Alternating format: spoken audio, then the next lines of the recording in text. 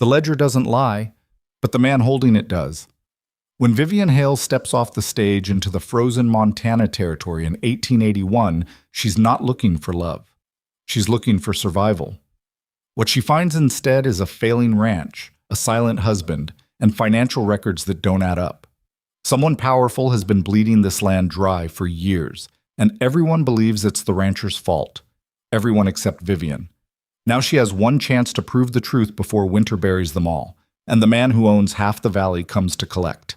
If you want to see how far courage can take one woman against an empire built on lies, stay until the end. And don't forget to hit that like button and drop a comment with your city so I can see how far this story travels. The stagecoach lurched to a stop outside Coldwater Station, and Vivian Hale climbed down into air so sharp it felt like breathing glass. October in Montana territory wasn't like October back east. There were no golden leaves drifting past neat brick townhouses. No smell of wood smoke mingling with bakery bread. Just wind that cut through wool like it wasn't there, gray sky pressed low enough to touch, and silence so heavy it made her ears ring. She stood on the platform with her single trunk beside her, watching the stage driver toss down mailbags without looking at her once. 3 other passengers had gotten off at earlier stops. She was the last.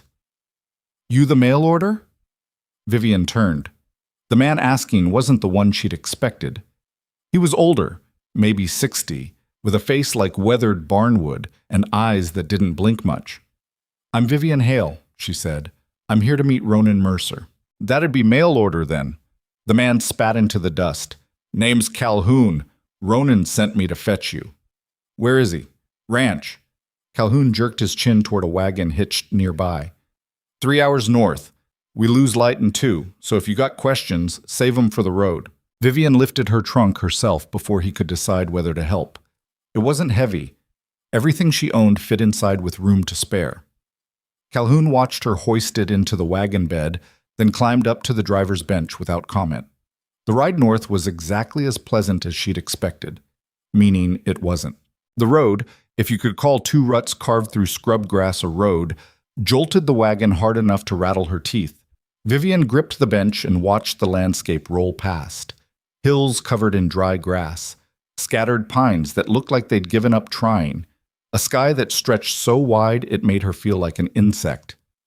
"Ronan tell you much about the ranch?" Calhoun asked after the first hour. "Enough." That was a lie. Ronan Mercer's letters had been practical to the point of bluntness. He needed a wife. She needed security. The ranch ran cattle, employed 6 men year-round, and sat in a valley called Birch Hollow. His first wife had died in childbirth 4 years earlier. No children survived. He was 31 years old and not interested in romance.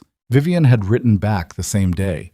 She was 26, educated enough to keep books, healthy enough to work, and not interested in romance either.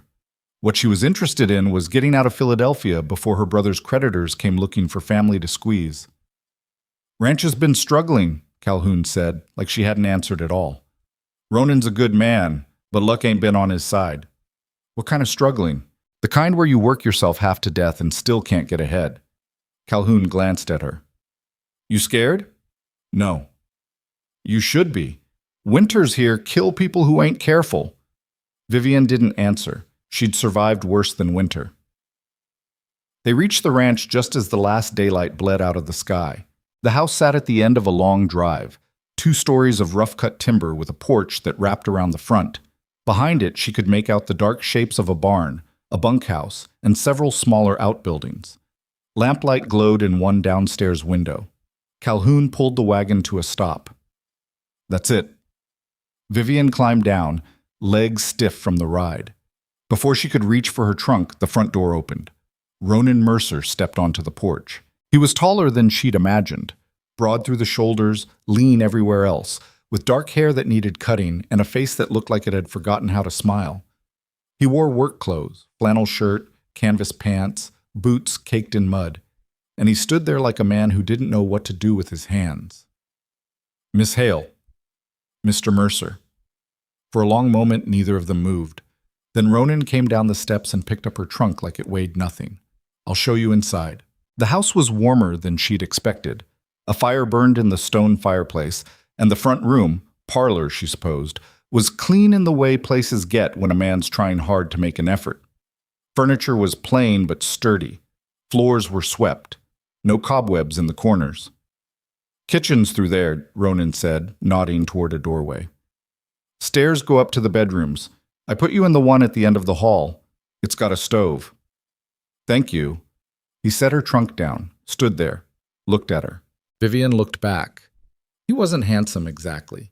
His face was too hard for that, too carved down by weather and work. But there was something steady in the way he held himself, something that didn't apologize.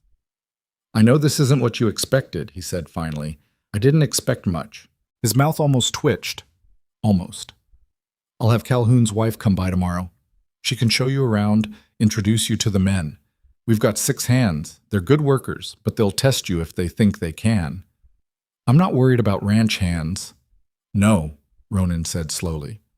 I don't guess you are. He moved toward the door, then paused with his hand on the frame. The minister's coming Friday. We'll make it legal then. Until that, you've got your own room and your own space. He stopped, started again. I'm not expecting anything you're not ready to give. Vivian nodded. Understood. After he left, she stood alone in the front room and listened to the silence. It wasn't the quiet of Philadelphia, where even at night you could hear carriages and voices and the distant clang of industry. This was the kind of silence that pressed against your ears, the kind that made you aware of your own heartbeat. She climbed the stairs and found the bedroom he'd mentioned. It was small, just a bed, a washstand, a chair, and a potbelly stove already crackling with heat. Her trunk sat at the foot of the bed. Vivian unpacked slowly. 3 dresses, 2 skirts, 4 shirtwaists, undergarments, a coat, 1 pair of good boots and 1 pair of house slippers that were already falling apart, a Bible she never read, and wrapped carefully in a pillowcase at the very bottom, the ledger she'd stolen from her brother's office the night she left. She put the ledger in the bottom drawer of the washstand and covered it with a folded towel. Then she lay down on the bed, still dressed, still in her boots, and stared at the ceiling. Somewhere outside a horse whinnied. Wind rattled the window pane. The stove ticked and popped. Vivian closed her eyes. She'd made it. She was here. Whatever happened next, at least she wasn't in Philadelphia waiting for men with hard eyes to come knocking. The next morning, she woke to the smell of coffee. When she came downstairs, Ronan was already gone. But there was a pot on the stove, still hot, and a cup set out on the table beside a plate of bread and butter. Vivian poured herself coffee and ate standing at the window, watching the ranch wake up. Men moved between the barn and the bunkhouse. Horses stamped in the corral. Smoke rose from the bunkhouse chimney. Everything looked normal, functional. But something about it felt wrong. She couldn't name it yet. Just a feeling in her gut, the same instinct that had kept her alive in Philadelphia when the money ran out and the creditors started circling. The door opened behind her. Vivian turned. A woman stood in the doorway, 50-ish, gray hair pinned back, with a face that looked like it had raised 10 children and buried 3. You must be the new Mrs. Mercer, the woman said. I'm Iris Calhoun. My husband brought you in last night. Vivian, and I'm not Mrs. Mercer yet. Close enough. Iris stepped inside and closed the door against the cold. Ronan asked me to come show you the ropes. You know how to cook? Yes. Good, because those men eat like field horses, and if you can't keep up, they'll remind you. Iris moved to the stove and poured herself coffee without asking. You know anything about ranching? Not much. Then you'll learn. Ronan's a decent teacher when he bothers to talk, which isn't often. Iris studied her over the rim of her cup. You run from something or just run to something? Vivian met her eyes. Does it matter? Not to me, but it might to the men. They don't trust easy out here. I'm not asking them to trust me, I'm asking them to let me work. Iris smiled, sharp and approving. You'll do fine.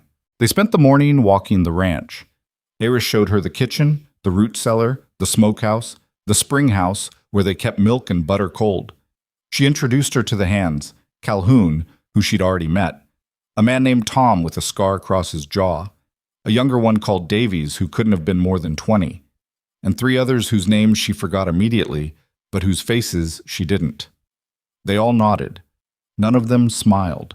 They're waiting to see if you'll last, Iris said as they walked back to the house. Most women don't. It's too hard, too lonely. They leave before the first snow. I'm not most women. We'll see. That afternoon, Vivian asked to see the books. Ronan looked up from the table where he'd been cleaning a rifle. The books? Your financial records. I told you in my letters I can keep accounts. I'd like to see where things stand. He studied her for a long moment. Then he stood, walked to a cabinet in the corner, and pulled out 2 leather-bound ledgers. This one's income, he said, setting the first on the table. This one's expenses and debts. I'm not good with numbers. Haven't been keeping them as clean as I should. Vivian sat down and opened the income ledger. The handwriting was cramped and inconsistent. Entries were out of order. Whole months were missing. But she could follow the bones of it. Cattle sold, prices paid, income recorded. She opened the second ledger and froze. The expenses didn't match the income. Not even close. According to this, the ranch was losing money hand over fist.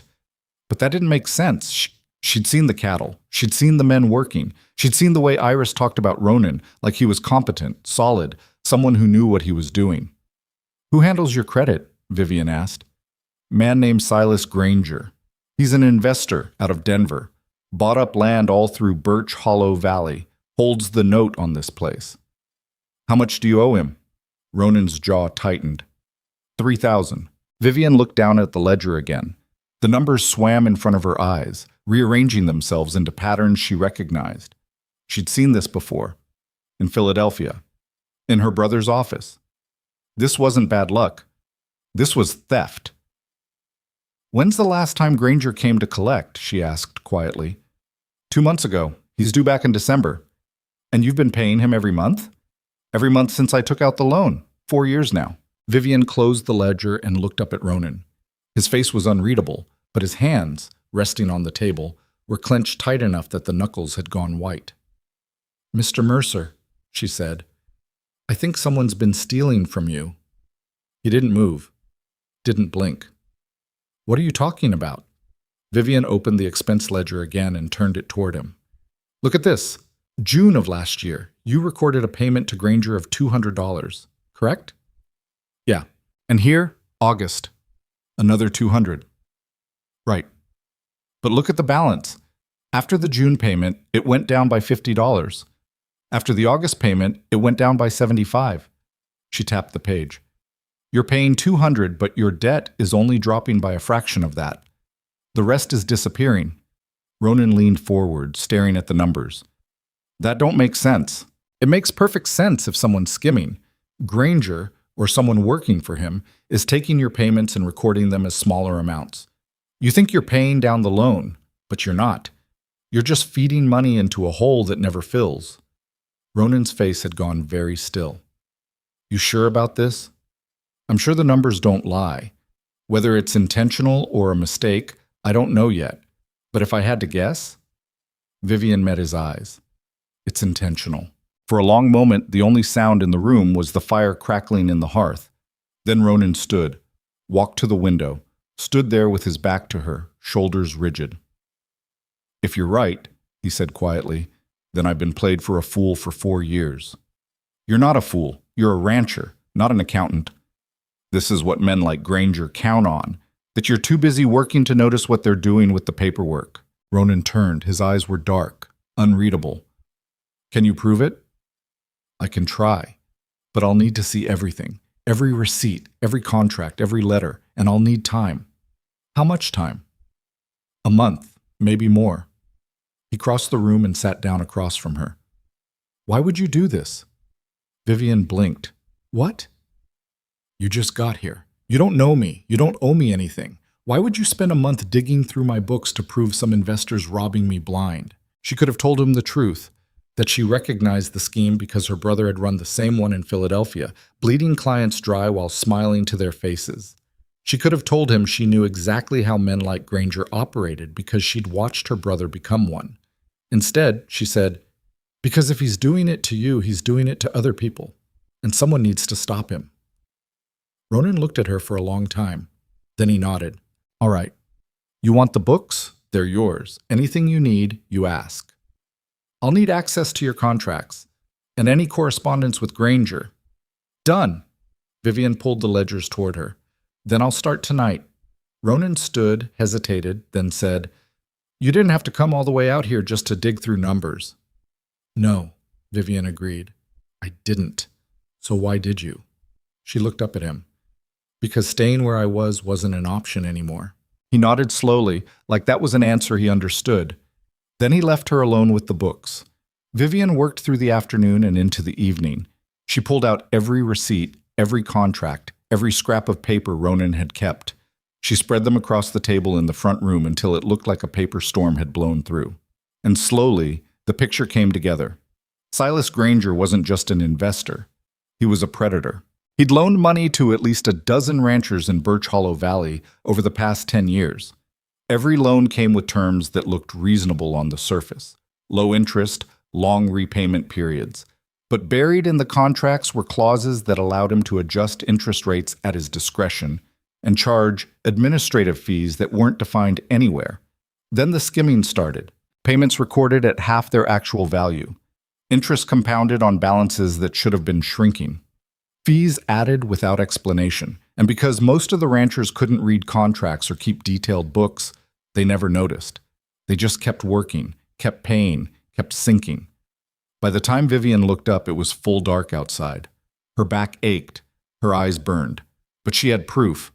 Not enough to take to a court, maybe, but enough to know she was right. The door opened.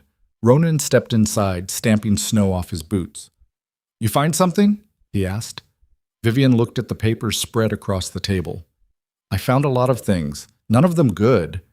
He crossed the room and stood beside her, looking down at the mess of documents. "Tell me."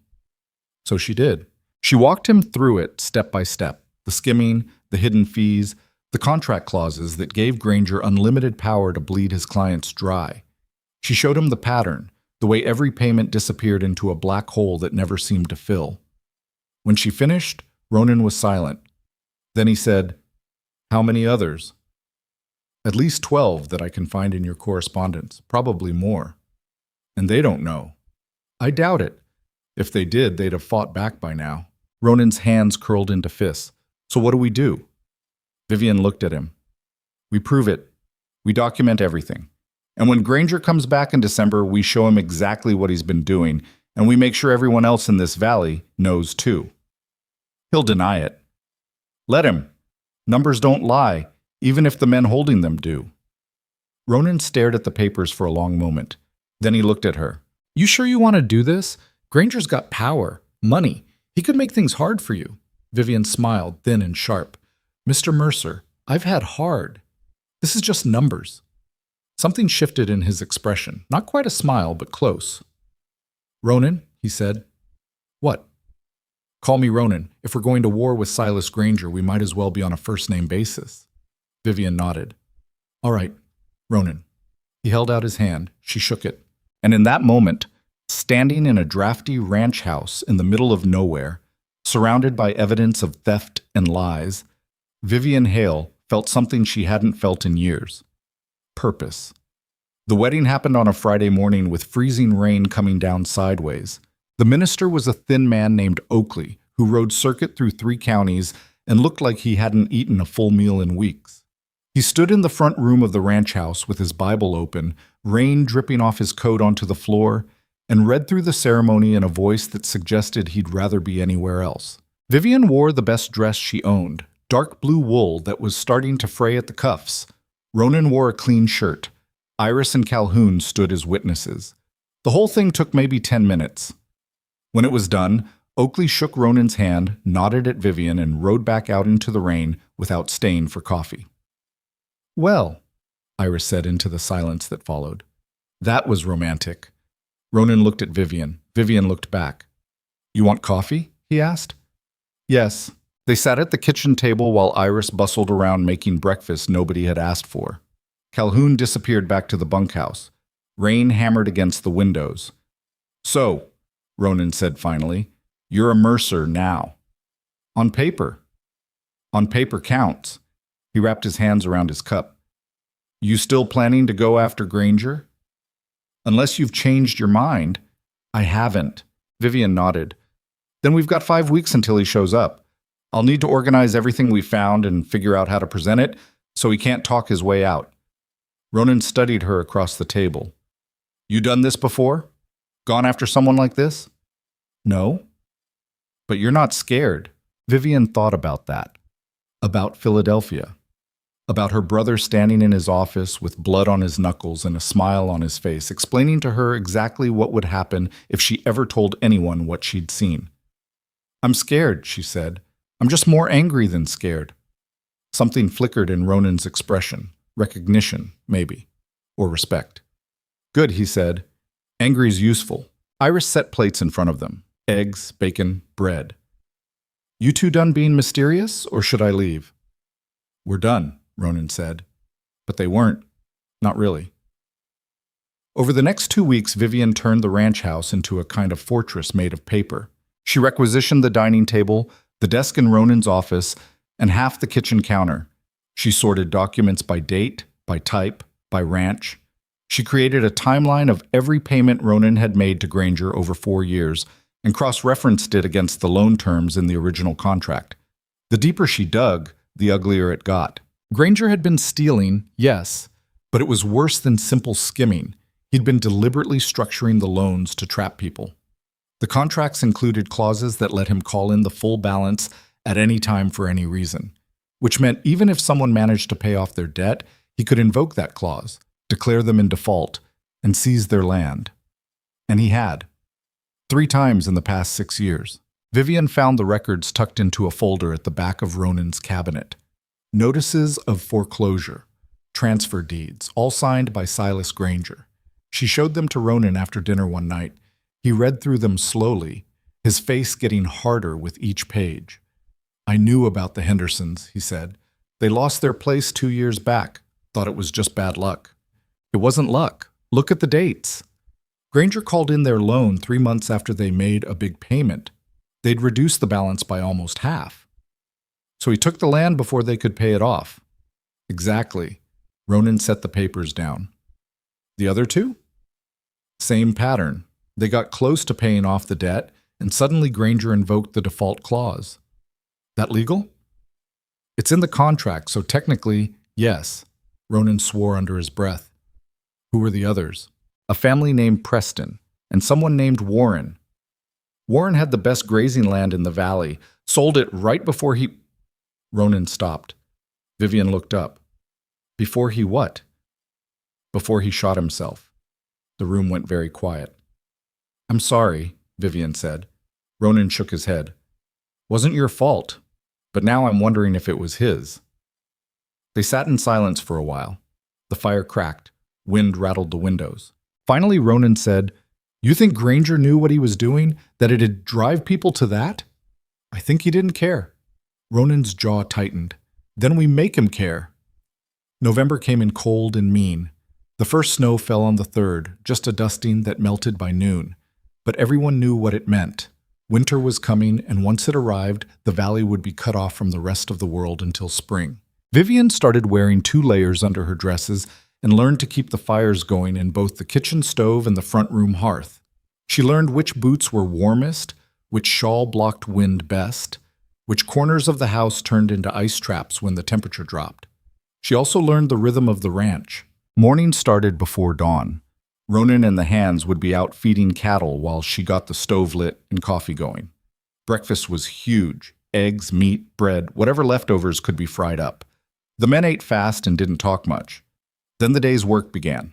Ronan spent most of his time out on the range, checking fences, moving cattle, dealing with the 1,000 small disasters that came with running a ranch in rough country. The hands followed his lead without question. They respected him, Vivian realized, not because he was friendly, he wasn't, but because he worked harder than any of them and never asked them to do something he wouldn't do himself. Vivian, meanwhile, had claimed the books as her territory.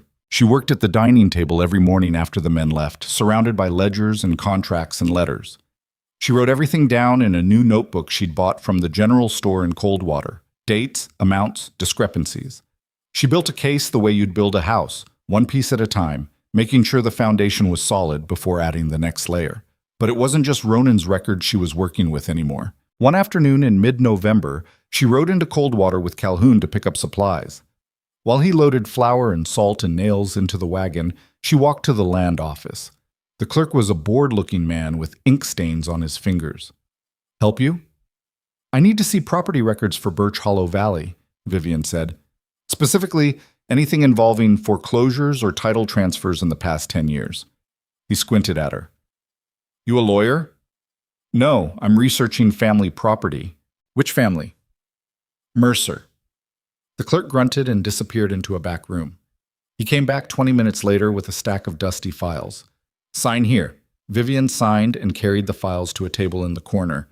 What she found confirmed everything she'd suspected. Silas Granger had foreclosed on 7 properties in Birch Hollow Valley over the past decade.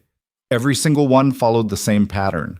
The rancher would make significant progress paying down their loan, and then suddenly Granger would invoke the default clause and seize the land. But here's what made Vivian's stomach turn. After foreclosure, Granger didn't keep the land. He sold it, usually within 6 months, and always for 3 or 4 times what the original loan had been worth. He wasn't just stealing from ranchers. He was running a scheme. Loan them money, bleed them dry, take their land, flip it for profit. And everyone thought the ranchers had simply failed. Vivian copied down every detail she could fit in her notebook. Then she returned the files, thanked the clerk, and walked back to the wagon. Calhoun looked at her. You all right? You look like you've seen a ghost. Something like that. On the ride back, she told him what she'd found. Calhoun was quiet for a long time. Then he said, You planning to tell Ronan? Of course. And then what? Then we figure out how to stop Granger from doing it again. Calhoun shook his head. Men like Granger don't stop. They just find new people to bleed. Not if everyone knows what he's doing. You think folks will believe you? A woman who's been here all of 5 minutes? Vivian looked at him. I think they'll believe the documents. Documents don't mean much when the man holding them's got money and friends in Denver. Then I'll make them mean something. Calhoun glanced at her sidelong. You're stubborn, I'll give you that. I've been called worse. That night, Vivian spread the new information across the table and showed Ronan everything. He read through it all without speaking. When he finished, he stood and walked to the window, staring out at the dark. 7 families, he said finally. That I found. Could it be more? And Warren wasn't the only one who... He stopped. No. According to the county records, 2 others died shortly after losing their land. One from pneumonia, one from a fall off a horse. Ronan turned. You think... I think when you take everything from someone, sometimes they don't see a way forward. His face had gone hard. I worked with Preston. Decent man. Good with horses. Last time I saw him, he looked... Ronan shook his head. I thought he was just tired. He probably was. I should have asked. Should have... You didn't know, Vivian said. None of you did. That's the whole point of what Granger's doing. He makes it look like failure, so nobody questions it. Ronan braced his hands on the back of a chair. When he comes in December, You're going to stay calm, Vivian cut in, because if you lose your temper, he'll use it against you. He'll make you look unstable, and then everything we've found won't matter. I'm not going to just sit there while he... Yes, you are, because that's the only way we win. They stared at each other across the table. Vivian spoke first. I know you're angry. I'm angry too. But anger without strategy is just noise. We need him to think he's safe. We need him to walk in here expecting the same thing he's gotten every other time, submission. And then we hit him with everything at once, in front of witnesses, so he can't lie his way out. Ronan's jaw worked. And if he tries anyway, then we make sure the witnesses are people who matter, people who can spread the word faster than he can cover it up. Who? Vivian thought about that. Other ranchers, the ones still struggling. If they see proof that it's not their fault, that they've been cheated, they'll talk. And once enough people are talking, Granger loses his power. Ronan nodded slowly. You're good at this. At what? Strategy. You think like someone who's fought before. Vivian looked down at the papers. I have. Against who?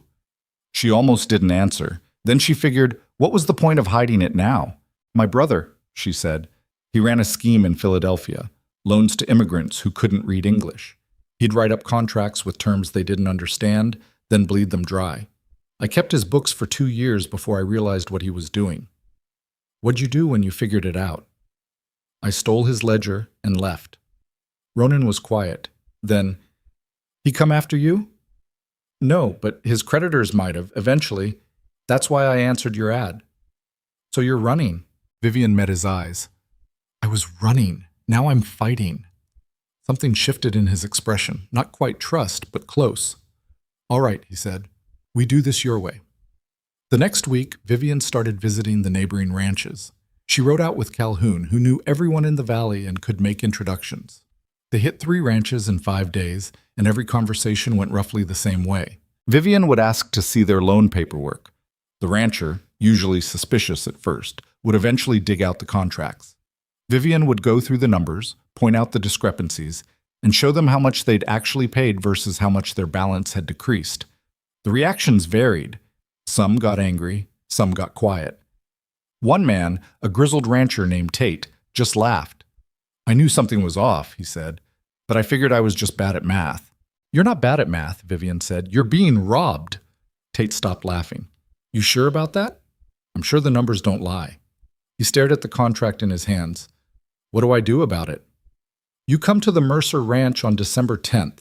Granger's due to collect from Ronan that day.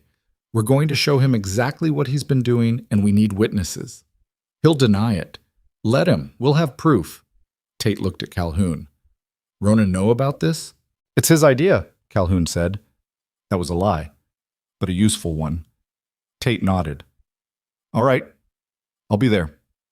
By the end of November, Vivian had commitments from 6 ranchers. Not everyone. Some were too scared, some didn't believe her, and one told her to get off his land before he set the dogs on her. But 6 was enough. 6 meant witnesses. 6 meant Granger couldn't just brush this off as one man's complaint. The first serious snow came on November 28th. Vivian woke to a world turned white. Snow covered everything, the ground, the roofs, the fences. It was still coming down, thick and heavy, and the wind was picking up. Ronan was already at the stove when she came downstairs. Morning, he said. Morning, how bad is it?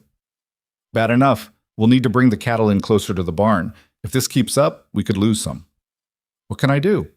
He looked at her. You know how to ride in snow? I know how to ride.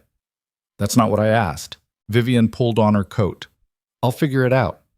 She did, though it wasn't pretty. Riding through snow was nothing like riding on clear ground. The horse slipped and stumbled. The cold bit through every layer she wore. Her hands went numb even inside gloves, but she stayed in the saddle, and when Ronan told her to push a group of cattle toward the barn, she did it. By the time they got the herd secured, it was nearly dark. Vivian's legs shook when she climbed down from the horse. Her face felt like frozen leather. Ronan took the reins from her. You did good. I can't feel my feet. That'll pass. Get inside and warm up. She did. Iris was already there, pulling bread out of the oven. You look half dead, Iris said cheerfully. I feel half dead. First real snow will do that. Sit down. I'll get you coffee. Vivian sat. Her whole body ached. But under the exhaustion there was something else. Satisfaction. She'd done it. She'd worked a full day on a ranch in a snowstorm and hadn't quit. That night, she and Ronan ate dinner alone. The hands were in the bunkhouse, and Iris had gone home before the snow got worse. Storm's supposed to last 2 more days, Ronan said. We'll be stuck here till it clears. That a problem? Depends. You claustrophobic? No. Good. They ate in silence for a while. Then Ronan said, You really think this will work? What we're planning with Granger. I think it's our best chance. But you're not sure. Vivian set down her fork. I'm sure the evidence is solid. I'm sure he's been stealing. What I'm not sure about is whether anyone with power will care. The territorial marshal might. If we can get him to pay attention, yes. Ronan nodded slowly. I sent a letter last week to the marshal's office in Helena, told them I had evidence of financial fraud affecting multiple ranchers in Birch Hollow Valley. Vivian stared at him. You didn't tell me. Didn't want to get your hopes up in case he ignored it. And if he doesn't ignore it, then maybe we get more than just witnesses when Granger shows up. Maybe we get someone who can actually arrest him. Vivian leaned back in her chair. That's smart. I have my moments. They looked at each other across the table, and for the first time since she'd arrived, Vivian felt like they were actually partners. Not just 2 people sharing space, but 2 people working toward the same goal. Thank you, she said. For what? For trusting me. Ronan's expression softened just slightly. You've earned it. The storm lasted 3 days. By the time it cleared, the whole valley was buried under 2 feet of snow. The temperature dropped so low that water in the troughs froze solid overnight. Every morning was a battle, breaking ice, feeding animals, keeping the fires going. But Vivian didn't mind. The work kept her focused, and focus was what she needed, because December 10th was coming fast. On December 5th, a rider came up the valley road. Vivian saw him from the kitchen window, a man on a gray horse moving slow through the snow. He wasn't dressed like a rancher. He wore a long coat and a hat that looked more city than frontier. She called for Ronan. He came to the window, looked out, and swore. That's Granger's man, Paulson. Why is he here early? Don't know, but it's not good. They met Paulson on the porch. He was a thin man with a narrow face and eyes that didn't quite meet yours when he talked. Mr. Mercer, he said, tipping his hat. Mr. Granger sends his regards. What do you want, Paulson? Just delivering a message. Mr. Granger's schedule has changed. He'll be coming to collect on December 8th instead of the 10th. Vivian's stomach dropped. 2 days early, which meant they'd lose half their witnesses, ranchers who wouldn't get word in time to adjust their plans. Ronan's face didn't change. That's fine. We'll be ready. Paulson smiled. I'm sure you will. Oh, and one more thing. Mr. Granger wanted me to remind you that the full balance is due this quarter, not just the regular payment. The full balance. That's right, $3,200. Vivian stepped forward. That's not in the contract. Paulson looked at her for the first time. I'm sorry. Who are you? Vivian Mercer, Ronan's wife. Ah, well, Mrs. Mercer, if you'll check the terms, you'll see that Mr. Granger reserves the right to call in the full loan amount at any time. Only if the borrower is in default, which Mr. Mercer is. Ronan's voice went flat. I've never missed a payment. No, but you're 3 months behind on the interest adjustment clause. What interest adjustment clause? Paulson pulled a folded paper from his coat and handed it over. This one. Mr. Granger implemented it 6 months ago. All borrowers were notified by mail. Ronan unfolded the paper. Vivian read over his shoulder. It was a letter, dated 6 months prior, informing Ronan that his interest rate was being increased from 8% to 12%, effective immediately. I never got this, Ronan said.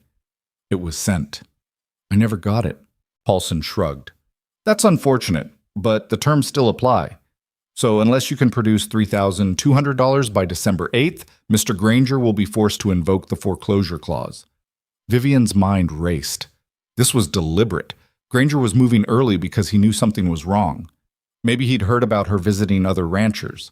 Maybe Paulson had been spying. Either way, he was accelerating the timeline to catch them off guard. We'll have the money, Ronan said. Paulson smiled again. I certainly hope so. Good day, Mr. Mercer, Mrs. Mercer. He rode off.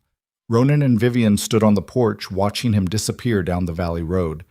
Finally, Ronan said, We don't have $3,000. I know. Even if we sold every head of cattle, we wouldn't have $3,000. I know. So what do we do? Vivian turned to him. We call his bluff. That's not a bluff. He can take this ranch if we don't pay. Let him try.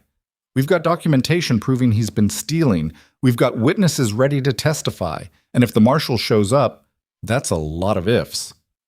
It's all we've got. Ronan looked at her, really looked at her. You're betting everything on this. So are you. He laughed, short and sharp. Yeah, I guess I am. They went inside. Vivian pulled out the documents they'd prepared and started going through them again, making sure everything was in order. Ronan sent riders to the neighboring ranches, letting them know the date had moved up. By nightfall, they had confirmation. 4 ranchers could make it on the 8th. 2 couldn't. 4 would have to be enough. That night, Vivian couldn't sleep. She lay in bed staring at the ceiling, listening to the wind howl outside. Her mind kept running through scenarios. What if Granger brought armed men? What if the marshal didn't come? What if the witnesses got scared and backed out? What if this whole thing fell apart and she just made everything worse? Around midnight, she gave up on sleep and went downstairs. Ronan was in the front room, sitting by the fire. Can't sleep either? He asked. No. Worried? Terrified. He nodded. Me too. Vivian sat down in the chair across from him. The fire crackled. Outside, the wind rattled the windows. I keep thinking about what happens if we lose, she said. We don't lose. But if we do, then we lose. But at least we went down fighting. Vivian looked at him. You really believe that? I have to, otherwise I'd have given up years ago. They sat in silence for a while. Then Ronan said, You didn't have to do this. You could have just kept your head down, played the dutiful wife, waited for Granger to take the ranch and moved on. Nobody would have blamed you. I would have blamed me. Why? Vivian thought about her brother, about all the people he'd ruined while she kept his books and pretended not to notice. Because I've stood by once before while someone destroyed people's lives, she said. I'm not doing it again. Ronan looked at her for a long moment. Then he stood, walked to the cabinet, and pulled out a bottle of whiskey. To bad decisions and stubborn spouses, he said, pouring 2 glasses. Vivian took one. To fighting back. They drank. And outside, the wind howled and the snow kept falling, and December 8th crept closer with every passing hour. December 8th arrived with pale sunlight and air cold enough to crack bones. Vivian was up before dawn, unable to stay in bed any longer. She dressed in her warmest clothes and went downstairs to find Ronan already at the kitchen table, staring at a cup of coffee he hadn't touched. You eat anything? She asked. Not hungry. You should eat anyway. You sound like Iris. Iris is smart. Ronan looked up at her and she saw the exhaustion in his face. He probably hadn't slept at all. What time did Granger say he'd be here? Vivian asked, though she already knew. 10. She glanced at the clock. 4 hours. The others coming early? Tate said he'd be here by 9. Don't know about the rest. Vivian poured herself coffee and sat down across from him. We should set up in the front room, put the evidence on the table where everyone can see it, make it look organized. It is organized. I mean, make it look undeniable. Ronan almost smiled. You want to put on a show. I want to make sure when he walks in here, the first thing he sees is proof he can't talk around. And if he doesn't care, then we make the witnesses care. They spent the next hour arranging the front room. Vivian laid out the documents in careful stacks, loan contracts, payment records, ledgers showing the discrepancies, foreclosure notices from the county. She put the timeline she'd built in the center, a visual map of 4 years of theft spelled out in numbers and dates. By the time she finished, the table looked like a courtroom exhibit. Ronan stood in the doorway watching her. You ever think about becoming a lawyer? Women can't be lawyers. That's stupid. Yes, it is. At 8:30, Calhoun came in from the bunkhouse. He looked at the table, then at Vivian. That all of it? Most of it. There's more if we need it. You think Granger's gonna fight? I know he is. Calhoun nodded slowly. You want the boys nearby, in case things get ugly? Ronan answered before Vivian could. Keep them close but out of sight. I don't want this turning into a brawl. And if Granger brings men, then we'll deal with it. Calhoun left. Vivian checked the documents one more time, making sure everything was in order. Her hands were shaking slightly, and she hated that. She couldn't afford to look nervous. At 9, horses came up the road. Vivian went to the window. 3 riders. She recognized Tate in front, a big man with a gray beard who sat his horse like he'd been born in the saddle. Behind him were 2 others, one she'd met at his ranch, a younger man named Bellamy, and one she didn't know. Ronan opened the door before they could knock. Tate! Ronan! Tate stepped inside, stamping snow off his boots. Bellamy and the other man followed. This is Curtis, runs cattle south of my place. Figured he should hear this too.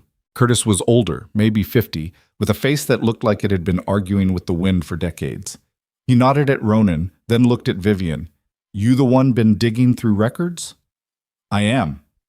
Calhoun says you found something. I found a lot of things. Curtis grunted. Show me.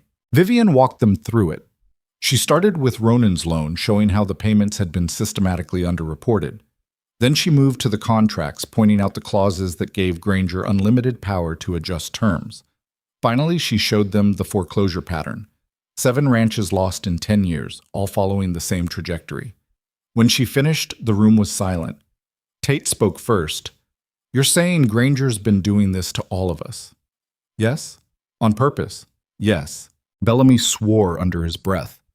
Curtis just stared at the documents. How much I been robbed for? Curtis asked. Vivian pulled out a paper. Based on what you showed me last week, roughly $800 over 3 years. Curtis's face went red. 800. At least. Could be more if we go back further. Son of a... He stopped himself. What do we do about it? We confront him. Today. All of us together. We show him the evidence and make it clear we're not paying another cent until he accounts for every dollar. Tate looked at Ronan. You sure about this? Granger's got pull in Denver. He could make things hard. He's already making things hard, Ronan said. This way we at least fight back. Curtis nodded. I'm in. Bellamy hesitated. What if he calls the law on us? For what? Vivian asked. Asking him to explain his own records? He could say we're threatening him. Then we make sure we're not threatening. We're just asking questions he doesn't want to answer. At 9:30, another rider appeared. It was Miller, a rancher from the west end of the valley. He looked rattled when he came inside. Granger's coming up the road, he said. Got 3 men with him. Vivian's stomach tightened. Armed? Didn't see guns, but they're big. Ronan looked at Vivian. She looked back. Doesn't change anything, she said. No, I guess it doesn't. They waited. At exactly 10 o'clock, horses stopped outside. Vivian heard voices, the creak of saddle leather, boots on the porch steps. Then the door opened. Silas Granger walked in like he owned the place. He was a big man, not fat, but solid, with silver hair and a face that probably looked friendly when he wanted it to. He wore a fine wool coat and leather gloves, and he smiled when he saw Ronan. Mercer, good to see you. Granger. The 3 men who came in behind him spread out near the door. They didn't say anything, just stood there with their arms crossed. Granger's eyes swept the room, taking in Tate, Curtis, Bellamy, Miller. Then they landed on Vivian. And who's this? My wife, Ronan said. Vivian. A pleasure. Granger's smile widened. I didn't know you'd remarried. Recent. Well, congratulations. Granger pulled off his gloves. Now, about the payment. I assume you have it? We need to talk first, Ronan said. Granger's smile dimmed slightly. Talk about what? Vivian stepped forward. About the discrepancies in your records. Granger looked at her the way you'd look at a dog that had suddenly started speaking. I'm sorry? The loan you made to my husband 4 years ago. The payments don't match the balance reduction. We'd like you to explain why. For a moment, Granger just stared, then he laughed. Mrs. Mercer, I appreciate your interest in your husband's finances, but these matters are somewhat complicated. Perhaps you should let the men... I understand the math just fine, Vivian cut in. What I don't understand is how my husband can pay $200 and only see his balance drop by $50. The smile disappeared entirely. I don't know what you're talking about. Vivian picked up the ledger and held it out. Then let's go through it together. Granger didn't take it. I don't have time for this. Make time. The room went very quiet. Granger's eyes narrowed, and for the first time Vivian saw the man beneath the friendly exterior, cold, calculating. Mr. Mercer, Granger said, not looking away from Vivian. Are you going to let your wife speak to me this way? She's not saying anything that isn't true, Ronan said. Granger turned. You're 3 months behind on your adjusted interest. That puts you in default. Now, I've been patient, but my patience has limits.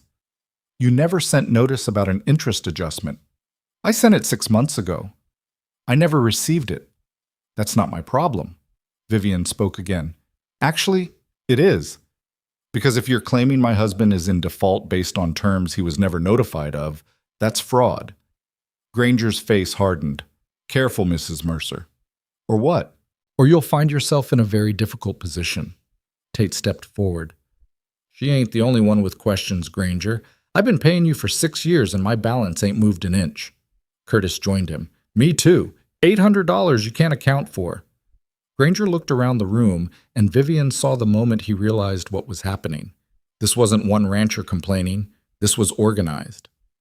I see, he said slowly. You've all been talking. We've been comparing notes, Vivian said. And the notes don't add up in your favor. Granger's jaw tightened. These are serious accusations. Then let's see the records. Right here, right now. Show us where the money went. I don't carry detailed records with me. Convenient. Mrs. Mercer, I don't appreciate your tone. And I don't appreciate being lied to. One of Granger's men moved forward. Mr. Granger, you want us to... Stay where you are, Granger said. He looked at Ronan. Is this really how you want to do this? I just want answers, Ronan said. Answers to what? I loaned you money. You agreed to terms. Now you're in default. It's very simple. It's theft, Vivian said. Granger turned on her. You want to accuse me of theft? Fine. We'll take this to court. And when a judge laughs you out of the room, I'll make sure every bank in the territory knows you're litigious troublemakers. Good luck getting credit anywhere after that. We're not going to court, Vivian said. We're going to the territorial marshal. That stopped him. What? Vivian picked up another document. Ronan sent a letter to the marshal's office 3 weeks ago, detailing evidence of systematic fraud affecting multiple ranchers in Birch Hollow Valley. We're expecting a response any day now. Granger's face went still. You're bluffing. Am I?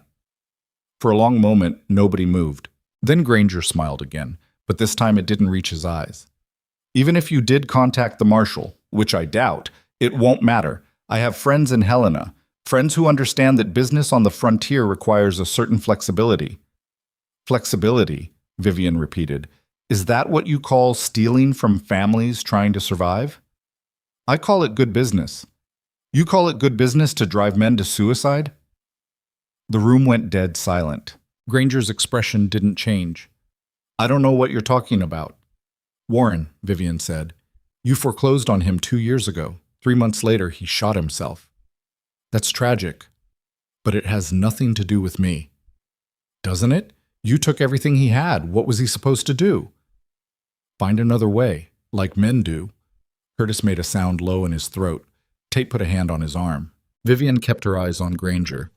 You've destroyed 7 families in this valley, taken their land, sold it for profit, and moved on. And you think nobody's going to hold you accountable because you have friends in Helena.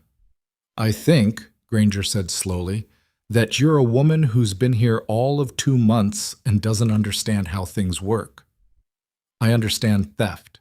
Then understand this. Granger stepped closer. You can accuse me of whatever you want. You can write letters to marshals and organize your little group of failures here. But at the end of the day, I hold the notes. I hold the contracts. And if you don't pay what you owe, I take what's mine. It's not yours, Ronan said. Granger turned. I'm sorry? This ranch. You didn't build it. You didn't work it. You just loaned money and waited for people to stumble so you could take what they built. That's called lending, Mercer. It's how the world works. No, Ronan said. It's called being a vulture. Granger's face flushed. You want to insult me? Fine. But it won't change the fact that you owe me $3,200. And if you don't have it by the end of today, I'm invoking foreclosure. Go ahead, Vivian said. Everyone looked at her. What? Granger said. I said go ahead. Invoke foreclosure. Take it to court. Because when you do, we'll bring every piece of evidence we have. Every falsified record, every stolen payment, every family you've destroyed. And we'll make sure the judge sees all of it. Granger stared at her. You're insane. No, I'm done being quiet. He looked at Ronan. You're going to let her destroy you? She's not destroying me, Ronan said. You are. Granger's face twisted. For a moment, Vivian thought he might actually lose his temper. Then he took a breath and smoothed his expression back into something controlled. Very well, he said, if that's how you want it. He turned to his men. We're leaving. But before he reached the door, it opened. A man stepped inside. He was tall, lean, with a badge pinned to his coat. Mr. Granger, the man said, I'm Marshal Cobb. I'd like a word. The room went utterly still. Granger recovered first. Marshal, this is unexpected. I'm sure it is. Cobb looked around the room, taking in the ranchers, the documents on the table, Vivian standing there with a ledger in her hands. I got an interesting letter a few weeks back. Allegations of financial fraud. Thought I'd come see for myself. This is a private business matter, Granger said. Not anymore. Cobb walked to the table and looked at the documents. These the records? Yes, Vivian said. Cobb picked up the timeline she'd created. Read it slowly. His face didn't change, but Vivian saw his jaw tighten. This accurate? He asked. Every word. Cobb looked at Granger. You want to explain this? There's nothing to explain. These people are in debt. I'm attempting to collect. That's legal. Adjusting interest rates without notice isn't legal. I sent notice. Did you? Cobb looked at Ronan. You received notice? No. Cobb looked at Tate. You? No. He went around the room. Curtis, Bellamy, Miller, none of them had received notice.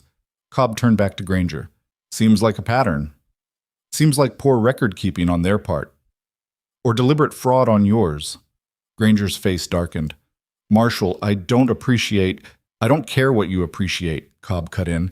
I care about whether you've been operating within the law. And based on what I'm seeing here, I've got doubts. These are complex financial arrangements. You can't possibly understand. I understand numbers. And I understand when they don't add up. Cobb set down the timeline. Here's what's going to happen. You're going to provide detailed accounting for every loan you've made in Birch Hollow Valley. Payment records, interest calculations, all of it. And you're going to do it within 30 days. This is absurd. This is an investigation. You can cooperate or I can arrest you for obstruction and we'll sort it out in Helena. Granger looked like he'd been slapped. You can't. I can, and I will. For a long moment, the two men stared at each other. Then Granger said, Fine. You'll have your records. Good. And until this is resolved, you're not collecting another cent from anyone in this valley. Understood? Granger's hands clenched. Understood. Now get out. Granger looked around the room one more time. His eyes landed on Vivian, and the hatred there was so clear it made her skin prickle. Then he turned and walked out. His men followed. When the door closed, nobody moved. Finally, Cobb said, That was well done. Vivian's legs felt shaky. Thank you for coming. Thank your husband. That letter was detailed enough to get my attention. He looked at Ronan. You write it? My wife helped. Cobb's eyes shifted to Vivian. You the one who put all this together? Yes? Good work. Most people wouldn't have caught what you caught. Most people weren't keeping books for a fraud back in Philadelphia. Cobb's eyebrows went up. That's so? That's so. He studied her for a moment, then he nodded. Well, you did the territory a service. Granger's been operating for years and nobody's ever challenged him. If your evidence holds up, he's done. It'll hold up, Vivian said. Cobb picked up one of the ledgers. Mind if I take some of this? I'll need it for the investigation. Take whatever you need. He gathered several documents, then looked at the ranchers. Any of you want to file formal complaints? Come see me in Coldwater. I'll be there another 2 days. Tate nodded. We'll be there. Good. Cobb tipped his hat to Vivian. Ma'am, you ever think about law enforcement? You let me know. I'll keep that in mind. After Cobb left, the room erupted. Tate let out a whoop. Curtis started laughing. Bellamy slapped Ronan on the back so hard he stumbled forward. You did it, Tate said. You actually did it. We did it, Ronan corrected, looking at Vivian. She felt dizzy, like the floor had tilted and she was waiting for it to settle. I need to sit down, she said. Ronan pulled out a chair. She sat. Curtis was still grinning. Did you see Granger's face when Cobb walked in? Thought he was going to choke. Serves him right, Miller said. Years he's been bleeding us dry. What happens now? Bellamy asked. Now Granger has to prove his accounting is clean, Vivian said. Which it isn't. So either he admits to fraud or he tries to fabricate records. Either way, he's caught. And if he runs? Then Cobb arrests him. Tate shook his head. Never thought I'd see the day. Granger always seemed untouchable. Nobody's untouchable, Vivian said. They just want you to think they are. The ranchers stayed another hour, going over what came next. Vivian explained that they'd all need to provide their own records to Cobb, everything they had showing payments made and balances owed. The more documentation they could pile on, the harder it would be for Granger to wriggle free. One by one, They left. Tate was the last to go. "Mrs. Mercer," he said at the door. "I don't know where Ronan found you, but I'm damn glad he did." "Newspaper ad," Vivian said. Tate laughed. "Best money he ever spent." He looked at Ronan. "You take care of her." "Planning on it." After Tate rode off, Ronan closed the door and leaned against it. "That happened," he said. "Yes." "Granger's actually going down." "Looks like it." Ronan crossed the room and sat down across from her. "You know he's going to come after us." "I know. He's got money, connections. He could make things very difficult." "Let him try." Ronan smiled. A real smile this time. Not the half version she'd seen before. "You're terrifying, you know that?" "I've been told." He reached across the table and took her hand. She looked down at their joined hands, surprised. They'd been married over a month, but this was the first time he'd touched her beyond the handshake on their wedding day. "Thank you," he said quietly. "For what?" "For not giving up. For fighting when you could have just walked away." Vivian looked at him. At this man she'd known for barely 6 weeks, who'd trusted her with his entire livelihood, who'd stood beside her while she took on someone powerful enough to crush them both. "I wasn't going to walk away," she said. "Why not?"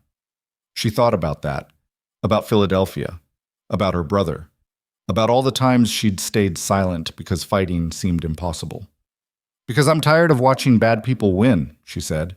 Ronan squeezed her hand. "Then I guess we're in the right fight." They sat like that for a while, hands joined across the table, the winter sun slanting through the windows. Outside, the ranch was quiet. Cattle moved in the corral. Smoke rose from the bunkhouse chimney. Everything looked the same as it had that morning. But it wasn't the same. Something had shifted. Something had broken open. And Vivian realized, sitting there in the warm kitchen with Ronan's hand in hers, that for the first time since leaving Philadelphia, she didn't feel like she was running. She felt like she'd arrived. That night, the ranch hands came up to the house. Calhoun knocked, and when Ronan opened the door, all 6 men were standing there. "We heard what happened," Calhoun said. "News travels fast." "Always does." Calhoun looked past Ronan to where Vivian stood in the kitchen. "We wanted to say thank you to both of you." Tom, the one with the scar, nodded. "Granger's been a shadow over this valley for years. You just pulled him into the light." Davies, the young one, grinned. "Heard he looked like he'd swallowed a toad when the marshal showed up." "Something like that," Ronan said. The men filed inside, filling the front room. Iris appeared from somewhere. Vivian hadn't even realized she was still on the ranch, and started making coffee without being asked. They talked for hours. About Granger, about the investigation, about what it would mean for the valley if he was actually brought down. Some of the men shared stories Vivian hadn't heard before. A neighbor who'd lost everything 3 years back. A family that had left in the middle of the night, too ashamed to say goodbye. "Always figured it was just bad luck," Tom said. "Didn't occur to me someone was making it happen." "That's what men like Granger count on," Vivian said. "That you'll blame yourselves instead of looking at what they're doing." "Well, we're looking now," Calhoun said. Around midnight, the hands headed back to the bunkhouse. Iris left shortly after. Ronan and Vivian were alone again. They cleaned up the coffee cups in silence. Then Ronan said, "You should know something." Vivian looked up. "What?" "When I sent out that ad for a wife, I wasn't expecting much. Just someone who could cook and keep house and not ask too many questions." "I'm terrible at not asking questions." "I noticed." He set down the cup he'd been washing. "What I'm trying to say is, I got lucky. More than I deserved." Vivian's throat tightened. "You would have figured it out eventually, even without me." "No, I wouldn't have. I'd have kept paying Granger until he took the ranch, and I'd have thought it was my fault." He looked at her. "You saved this place. You know that, right? We saved it together." "Together," Ronan repeated, then quietly, "I like the sound of that." Vivian smiled. "So do I." They finished the dishes and went upstairs. At the top of the landing, Ronan paused outside her door. "Good night, Vivian." "Good night, Ronan." He hesitated, like he wanted to say something else. Then he just nodded and went to his own room. Vivian closed her door and leaned against it. Her heart was pounding, though she couldn't say exactly why. She changed into her nightgown and climbed into bed, but sleep wouldn't come. Her mind kept replaying the day. Granger's face when Cobb walked in. The rancher's relief. Ronan's hand in hers. Somewhere outside, a coyote howled. Wind rattled the window. And Vivian lay in the dark, feeling the weight of what they'd done settle over her like a blanket. They'd won. Not completely. Granger could still fight back, could still cause trouble. But they'd won the first battle. They'd stood up to someone powerful and made him blink. That was something. That was everything. She rolled over and closed her eyes, and this time, sleep came easy. The next morning, Vivian woke to voices downstairs. She dressed quickly and came down to find 3 men she'd never seen before standing in the front room with Ronan. They wore rough work clothes and had the weathered look of people who'd spent their lives fighting the land. "Mrs. Mercer," Ronan said when he saw her.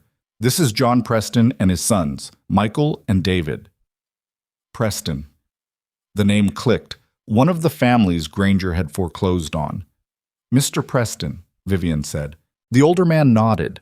He was maybe 45, with gray streaking his dark hair and lines carved deep around his eyes.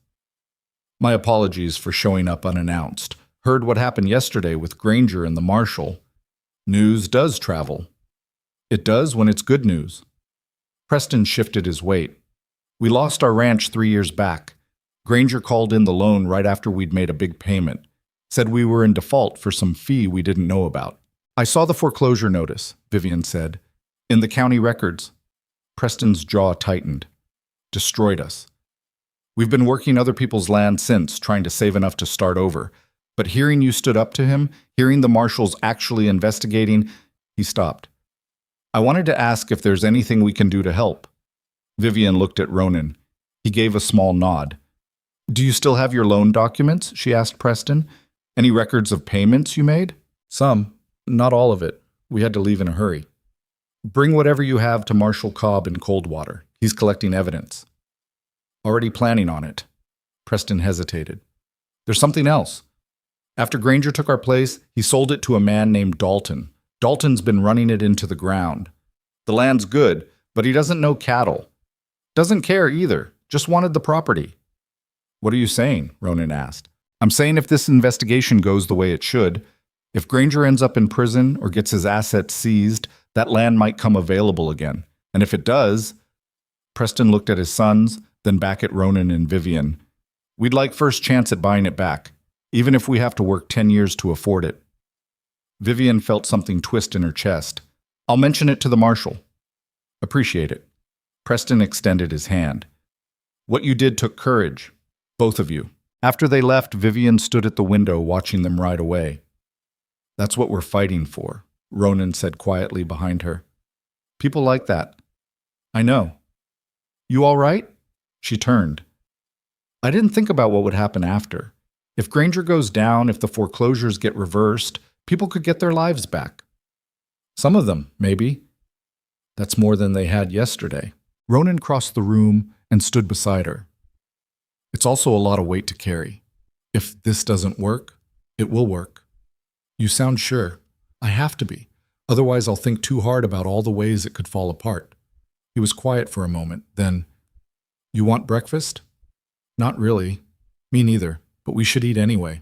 They made eggs and coffee and sat at the kitchen table, not really tasting anything. Vivian's mind kept turning over the same questions. What if Granger's connections in Helena were stronger than they'd thought? What if the marshal got pressured to drop the investigation? What if the evidence wasn't enough? Around mid-morning, Iris showed up with fresh bread and news. "Whole valley's talking," she said, setting the bread on the counter. "Everyone knows about yesterday. Granger's people have been riding around trying to do damage control, but nobody's listening." "His people?" Vivian asked. "Paulson and those thugs he brought. They've been telling folks that Ronan owes the money fair and square, that you're just a troublemaker trying to get out of paying debts. That's not going to work." "No, it's not. Because half the valley was in debt to Granger, and now they're all pulling out their records, trying to figure out if they got robbed too." Iris poured herself coffee without asking. "You've started something, you know that?" "I know." "Good, because there's no stopping it now." Over the next week, more people came to the ranch. Some were ranchers Vivian had already talked to, bringing additional documents they'd found. Others were families who'd lost land to Granger years ago and wanted to know if there was any chance of getting it back. A few were just curious, wanting to meet the woman who'd taken on Silas Granger and lived to tell about it. Vivian talked to all of them. She reviewed their paperwork, answered their questions, and directed them to Marshal Cobb. She kept careful notes on everything, building a clearer picture of just how deep Granger's operation had gone. It was worse than she'd thought. Granger hadn't just been targeting struggling ranchers. He'd been deliberately seeking out vulnerable families, widows, recent immigrants, anyone who didn't have strong community ties or the education to read contracts carefully. He'd loaned them money with terms that looked reasonable, then slowly tightened the noose through hidden fees and interest adjustments until they couldn't keep up. And when they failed, he'd take their land and flip it for profit. It was systematic, calculated, the kind of cruelty that required planning. "How many you think he's done this to?" Ronan asked one evening after another family had left. Vivian looked at her notes. "In this valley alone? At least 20, maybe more. And other valleys?" "I'd bet on it." Ronan swore softly. "He's been doing this for years. Why didn't anyone stop him before? Because people were ashamed. They thought it was their fault. And the ones who might have fought back." She thought of Warren. "They didn't make it. That's going to change." "Is it?" Ronan looked at her. "You having doubts?" "I'm having reality. Granger's got money and connections. Even if Cobb builds a solid case, even if it goes to court, there's no guarantee a judge will rule against him. So what do we do? Watch we make sure the case is so airtight he can't wiggle out. And we make sure everyone knows about it, so even if he beats the legal charges, his reputation is destroyed. You want to ruin him. I want to make sure he can't do this to anyone else." Ronan nodded slowly. "Then that's what we'll do." 2 weeks after the confrontation, Marshal Cobb came back. He arrived on a gray afternoon with snow threatening in the clouds. Vivian saw him from the kitchen window and felt her stomach drop. "Ronan!" she called. He came in from the barn and they met Cobb on the porch together. "Marshal," Ronan said, "you have news?" "Some." Cobb looked tired. "Can we talk inside?" They settled in the front room. Cobb took off his hat and turned it in his hands. "I've spent the past 2 weeks going through every piece of paper you gave me and interviewing everyone who came forward.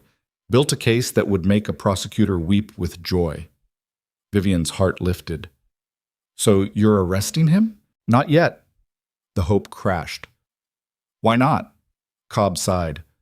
"Because Granger's lawyer got wind of the investigation and filed an injunction. Claims the evidence was obtained illegally, that you had no right to access Granger's business records without his permission." "Those records were Ronan's," Vivian said. "He had every right to show them to us." "I know that. You know that. But Granger's lawyer is arguing that since the records also contained information about Granger's other clients, sharing them violated confidentiality agreements." "That's absurd." "Maybe. But it's bought him time. The judge in Helena is reviewing the injunction.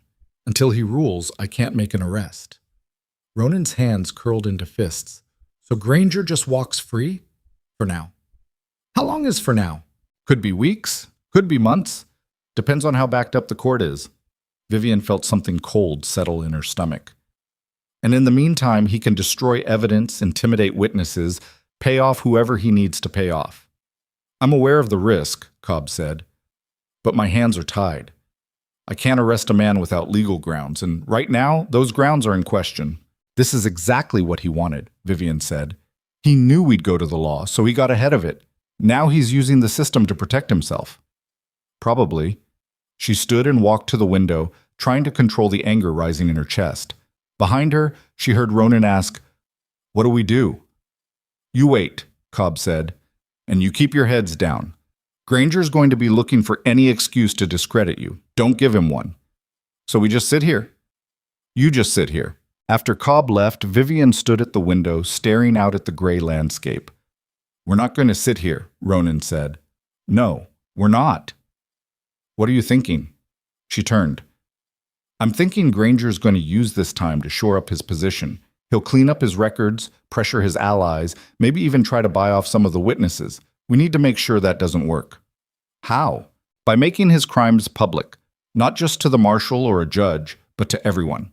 Newspapers, other investors, every rancher in Montana Territory." Ronan frowned. "You want to run a campaign against him?" I want to make sure that even if the legal case falls apart, his reputation doesn't survive. No one will do business with a man known for destroying families. That could take months. Then we have months. He studied her. You're not going to let this go. Would you? No. But I'm not the one who has to write all the letters and organize all the meetings. Vivian almost smiled. Lucky for you, I'm good at organizing. She started that night. First, she wrote to every newspaper she could think of, the ones in Helena, Butte, even Denver.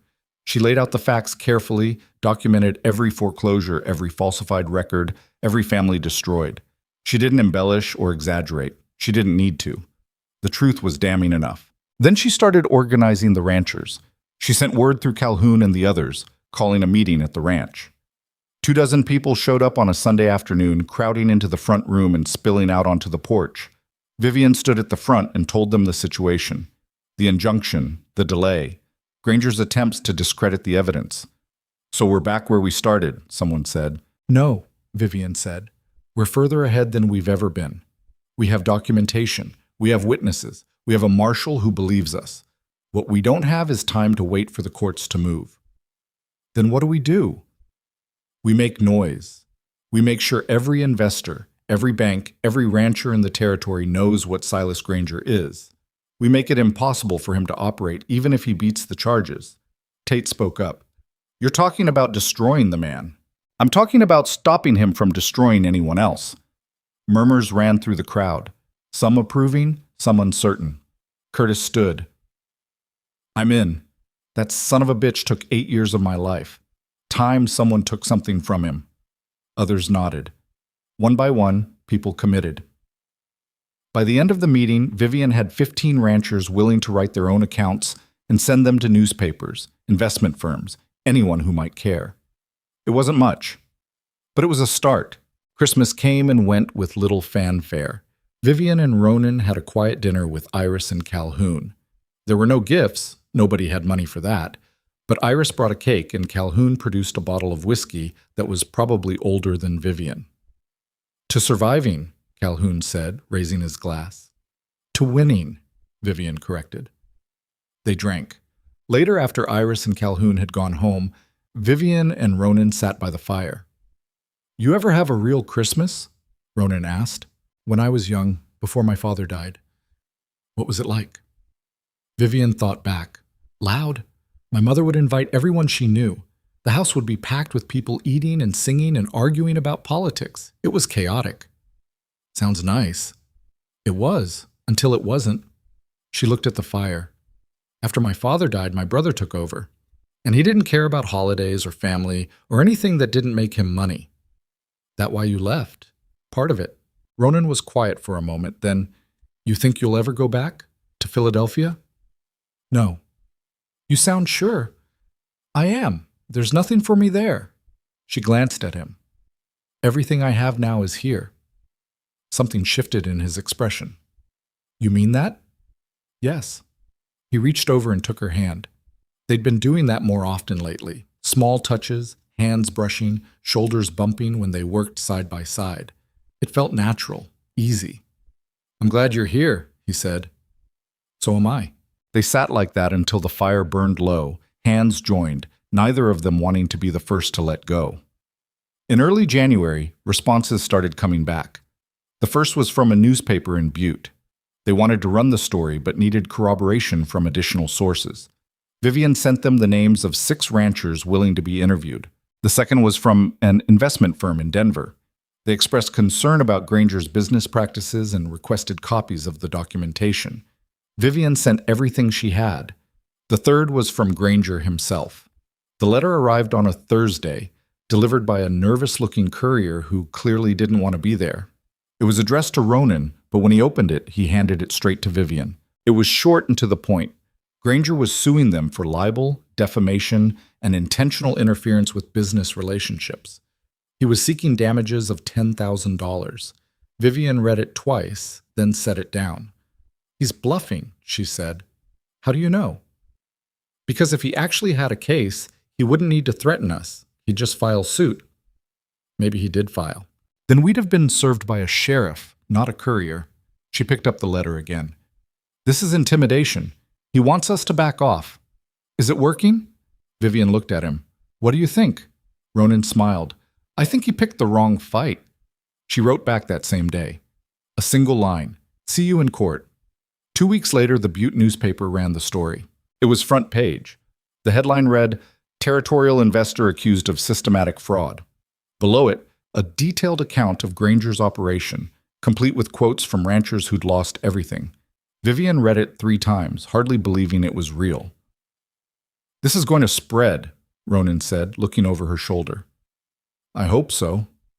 It did. Within a week, 2 other newspapers picked up the story. Then a magazine out of Denver ran a longer investigative piece. Letters started arriving at the ranch from ranchers in other parts of the territory, asking if Granger had done the same thing to them. The pressure was building. And then, in late January, Marshal Cobb came back. This time, he was smiling. Judge ruled, he said, threw out the injunction, said Granger's lawyer was grasping at straws. Vivian felt her knees go weak. So you can arrest him? I can, and I will. Warrants already issued. When? Soon as I find him. He's been laying low since the newspaper stories hit. Hasn't been to his office in Denver in 2 weeks. You think he ran? I think he's scared, which is good. Scared men make mistakes. Cobb stayed for coffee and to go over a few final details. When he left, Vivian and Ronan stood on the porch watching him ride away. It's really happening, Ronan said. Yes. You did this. We did this. He turned to her. Vivian, I need to tell you something. Her heart skipped. What? I know we started this as a business arrangement, a marriage on paper because we both needed something, but it's not just that anymore, not for me. She stared at him. What are you saying? I'm saying somewhere along the way, you became more than my wife in name. You became my partner. He stopped, struggling with the words. I care about you, more than I expected to.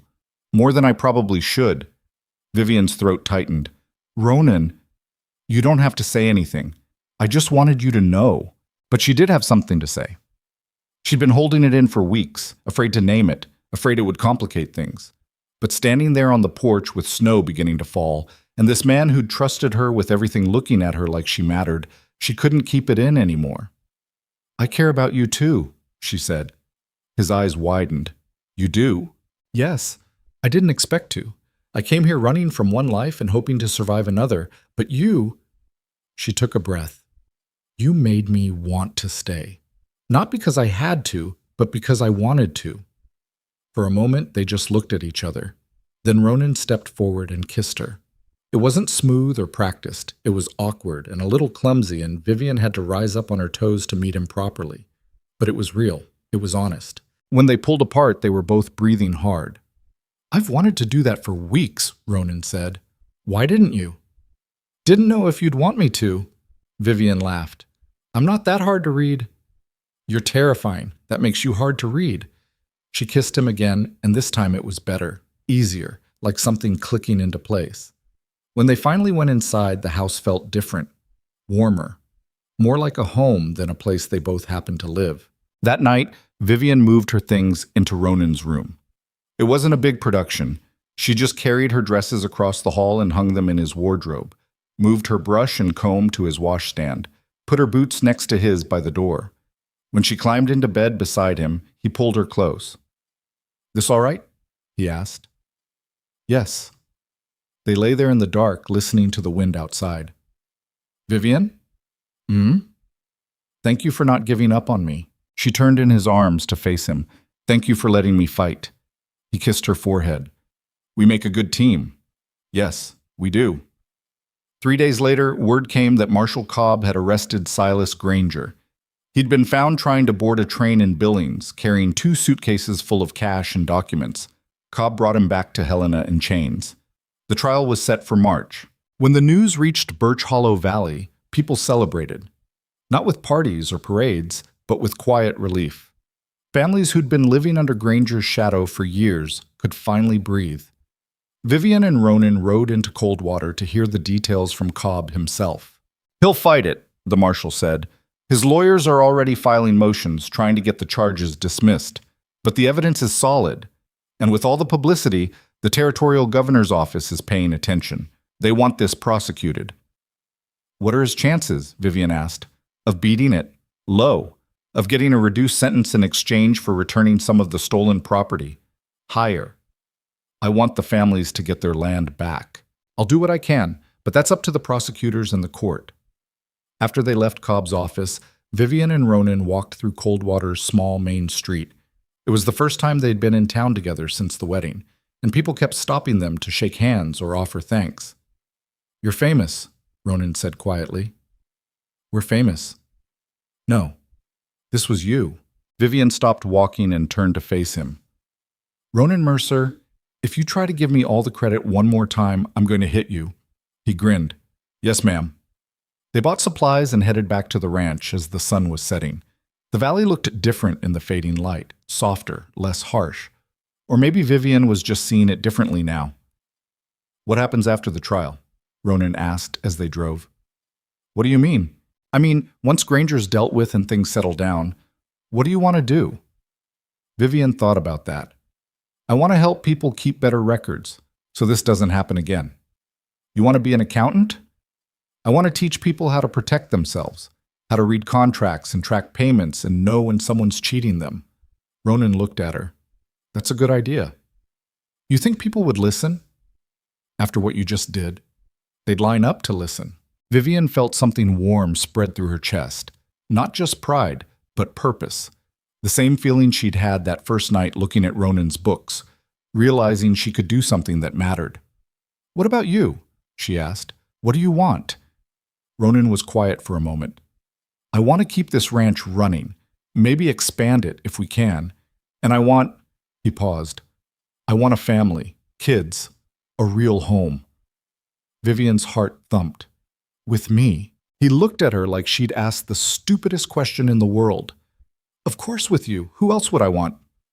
She didn't have an answer for that, so she just leaned against his shoulder and watched the road ahead. When they got back to the ranch, the hands were waiting with news. Another family had come by asking to talk to Vivian about their loan documents. They'd be back tomorrow. "Word's spreading," Calhoun said. "You're going to be busy." "Good," Vivian said. That night, lying in bed with Ronan's arm around her, Vivian thought about how much had changed in 3 months. She'd arrived in Montana Territory expecting nothing. Maybe a cold house and a distant husband and years of lonely survival. Instead, she'd found a fight worth having, a man worth trusting, a community worth protecting. She'd found a home. Ronan stirred beside her. "You still awake?" "Yes." "What are you thinking about?" "How different things are from what I expected." "Good different or bad different?" Vivian smiled in the dark. "Good different." He pulled her closer. "Good." They fell asleep like that, wrapped around each other, while outside the wind howled and the snow fell, and the valley settled into the deep quiet of winter. February brought the kind of cold that made your lungs ache just breathing. The snow piled up so high against the barn that Ronan and the hands had to shovel paths every morning just to reach the livestock. But inside the ranch house, things had never felt warmer. Vivian started holding what she called record-keeping sessions every Sunday afternoon. Ranchers from all over the valley would come with their loan documents, contracts, anything involving money they didn't quite understand. She'd sit with them at the dining table and walk them through it line by line, showing them how to spot the tricks men like Granger used. The first session drew 5 people. The second drew 12. By the 4th week, there were so many that Ronan had to move furniture out of the front room to make space. "You're running a school," he said one evening after everyone had left. "I'm just teaching people to read what they're signing." "That's more than most people get." Vivian gathered up the scattered papers. "My brother used to say that ignorance was the best business partner a crook could have. If people don't know they're being cheated, they can't fight back." "Your brother sounds like he was a real piece of work."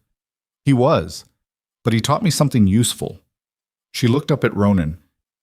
"He taught me that knowledge is the only weapon most people have. Everything else can be taken away." Ronan crossed the room and pulled her into his arms. "I'm glad you're using it for good instead of bad." She leaned into him. "So am I." They stood like that for a while, listening to the fire crackle and the wind howl outside. These moments had become Vivian's favorite part of the day, after the work was done, when it was just the two of them, and the quiet. You think the trial will really happen in March? She asked. Cobb seems to think so. And if Granger's found guilty, then a lot of families get their lives back, and you get to say you brought down one of the biggest thieves in the territory. Vivian pulled back to look at him. We brought him down. You keep saying that. Because it's true. He kissed her forehead. All right, we brought him down. In mid-February, a letter arrived from the prosecutor's office in Helena. They wanted Vivian and Ronan to testify at the trial. They'd need to come to Helena 2 days early to review their testimony and prepare for cross-examination. You ever been in a courtroom? Ronan asked after reading the letter.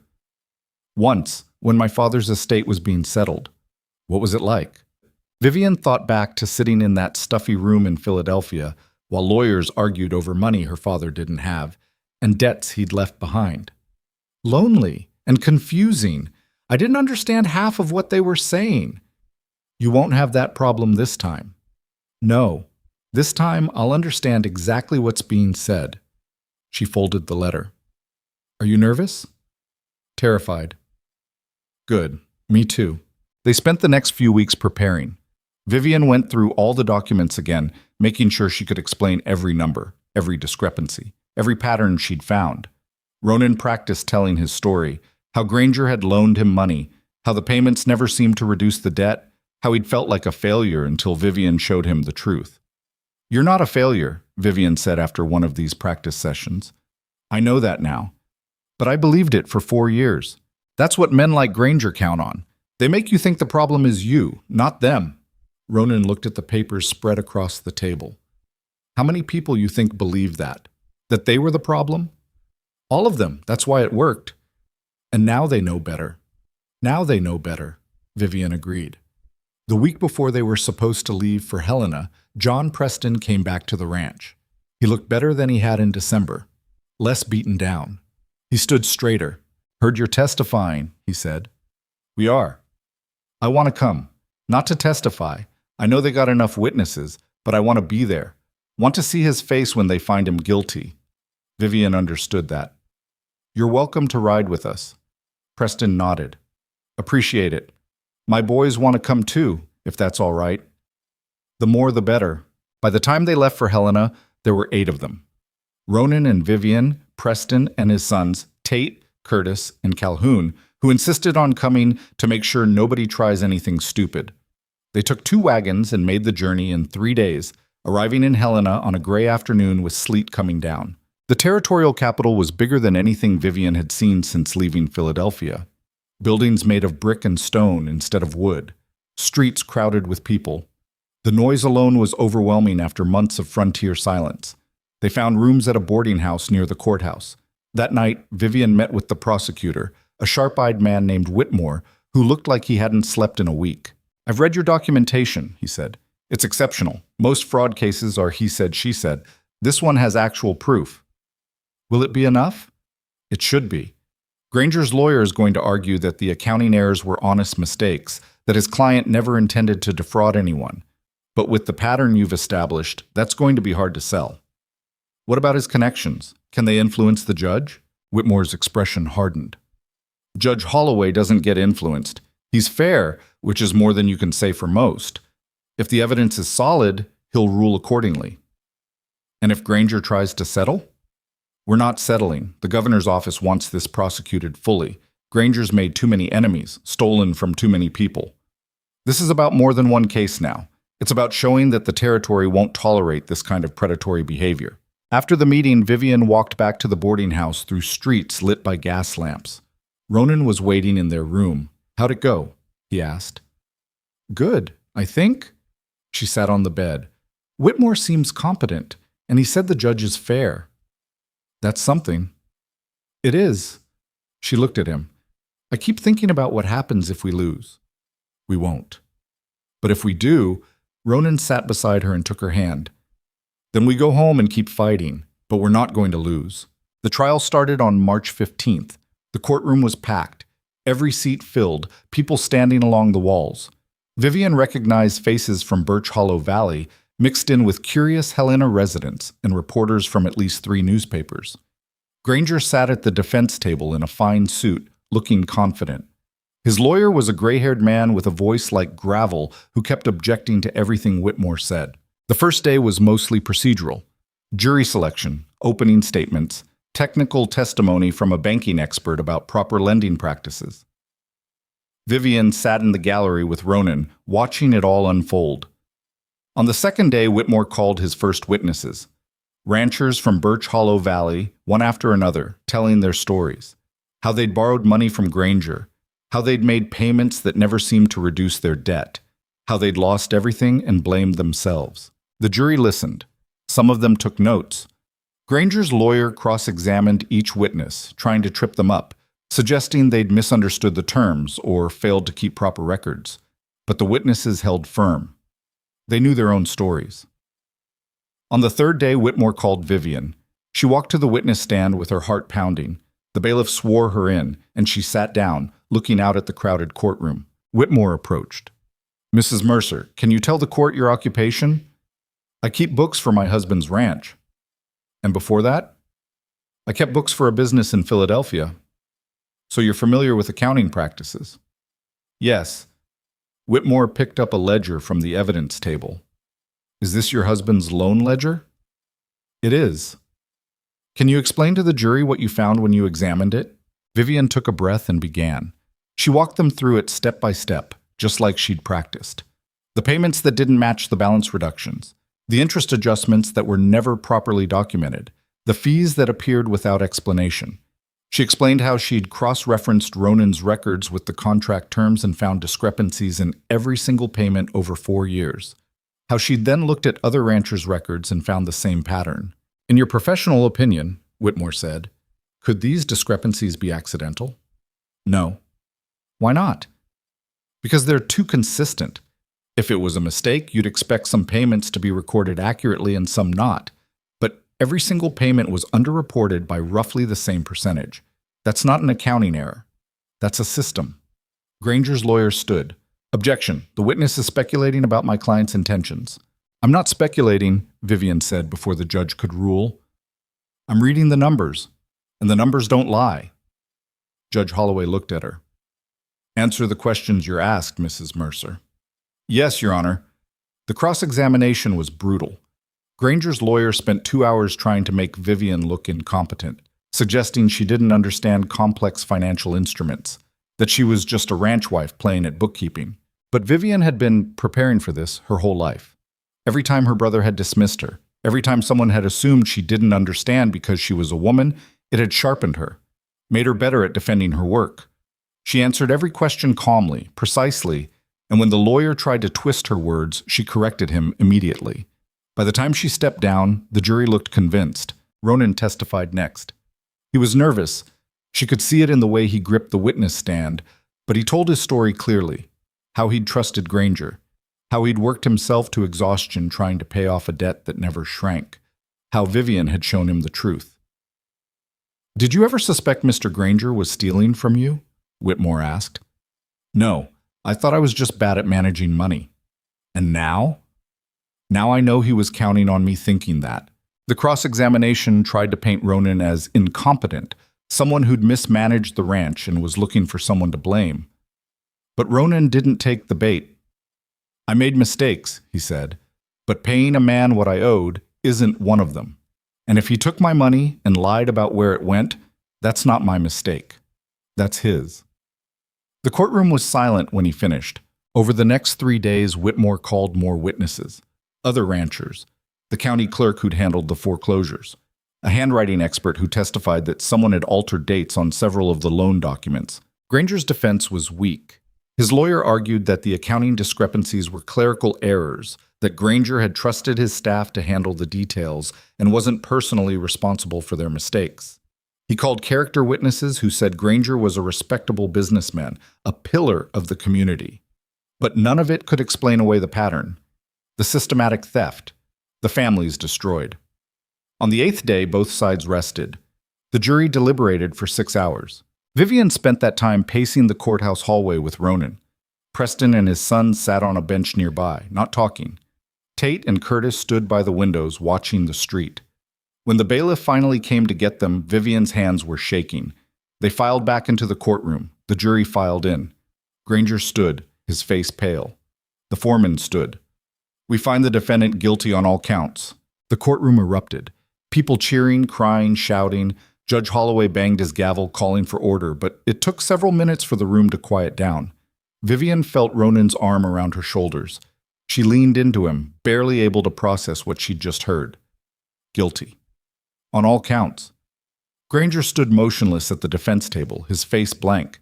His lawyer was already gathering papers, probably preparing appeals. Judge Holloway sentenced him to 15 years in territorial prison. He also ordered restitution to all the victims.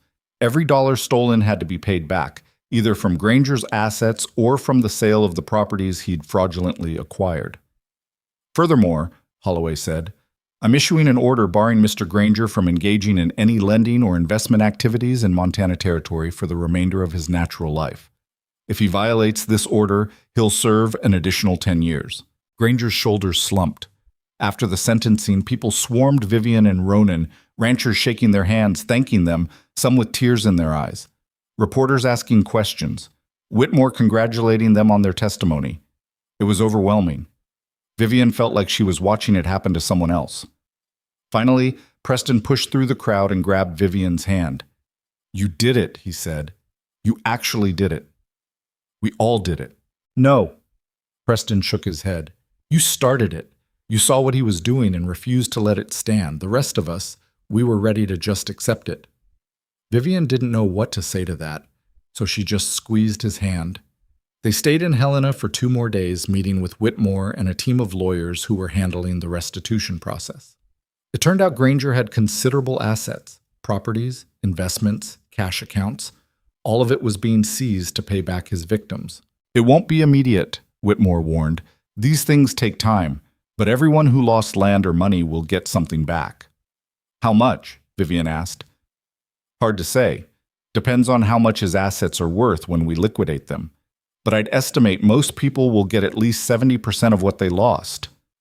Preston, who was sitting in on the meeting, let out a breath. 70% of my land value would be enough to buy it back from Dalton. "Then start making plans," Whitmore said. The ride back to Birch Hollow Valley felt different from the ride out. Lighter. People talked and laughed instead of sitting in tense silence. Even the weather seemed better. The sleet had stopped, and pale sunlight broke through the clouds. When they finally reached the valley, word of the verdict had already spread. People came out to meet them on the road, waving and shouting congratulations. By the time they reached the Mercer Ranch, there were at least 30 people gathered in the yard. Iris had organized a celebration. Tables set up outside despite the cold, food contributed by every family in the valley, even a fiddle player someone had dragged out of retirement. It wasn't fancy, it wasn't even particularly organized, but it was real. Vivian stood on the porch watching people eat and talk and smile, and she felt something shift inside her. This was what victory looked like. Not a courtroom or a verdict, but people who'd been beaten down standing back up. Ronan came up beside her. "You all right?" "Yeah, just thinking." "About what?" "About how different things could have been. If I'd stayed in Philadelphia, if I hadn't answered your ad, if I'd just kept my head down instead of looking at those books." "But you didn't." "No, I didn't." She looked at him. "Why do you think that is? Why did I fight this time when I didn't fight before?" Ronan thought about that. "Maybe because this time you had something to fight for." "What?" "A place. People. A life that was yours instead of one you were just surviving in." Vivian felt tears prick her eyes. She blinked them back. "When did you get so wise?" "Must have picked it up from my wife." She laughed and kissed him, right there on the porch with half the valley watching. Someone whistled, someone else cheered. When she pulled back, Ronan was grinning. "We should probably go join the party." "Probably." But they stood there a moment longer, watching the celebration, watching their community come back to life. Over the next few months, the restitution process moved forward. Slowly, as Whitmore had warned, but it moved. Families started getting payments. Not huge amounts. Most people received a few $100s at first, but it was something. It was proof that justice could actually work, even for people who didn't have power or money. John Preston was one of the first to act. He used his restitution payment as a down payment to buy back his land from Dalton, who was happy to sell at a loss just to get out from under a ranch he'd never wanted to work. Within a month, Preston and his sons were back on their property, rebuilding. Others followed. The widow of the man who died after losing his ranch used her payment to start a boarding house in Coldwater. A young couple who'd been sharecropping for years bought a small plot and started their own operation. Birch Hollow Valley began to change, not overnight, not in some miraculous transformation, but gradually, like ice melting in spring, the fear and shame that had gripped the community for years started to thaw. Vivian continued her Sunday sessions, teaching people to read contracts and keep records. The sessions grew so large that they had to start holding them in rotation, 1 week at the Mercer Ranch, the next at Tate's Place, then Curtis's, then Preston's. Word spread beyond the valley. Ranchers from other parts of the territory started showing up, asking if Vivian could look at their loan agreements. She started getting letters from as far away as Wyoming and the Dakotas. "You're becoming famous," Ronan said one evening after she'd spent 3 hours helping a rancher from Fort Benton understand a contract written deliberately to confuse. "I'm becoming tired," Vivian corrected, but she was smiling. "You could charge for this, set up an actual business." Vivian considered that. "Maybe eventually. Right now, I just want to help people not get robbed." "You're doing more than that. You're teaching them to protect themselves. That's worth more than money." She looked at the stack of contracts on the table. "My brother used to say that keeping people ignorant was the key to success. Make them not understand their own business, and you can take whatever you want." "Your brother was a bastard." "Yes, but he was right about how the system works. It's built to favor people who know how to use it against people who don't." She tapped the contracts. "So I'm going to teach people how to use it back." In June, Vivian realized she was pregnant. She'd suspected for a few weeks. The nausea, the exhaustion, the way her body felt different. But she waited to be sure before telling Ronan. She chose a quiet evening after dinner when they were sitting on the porch watching the sun set over the valley. "I have news," she said. He looked at her. "Good news or bad news?" "That depends on how you feel about becoming a father."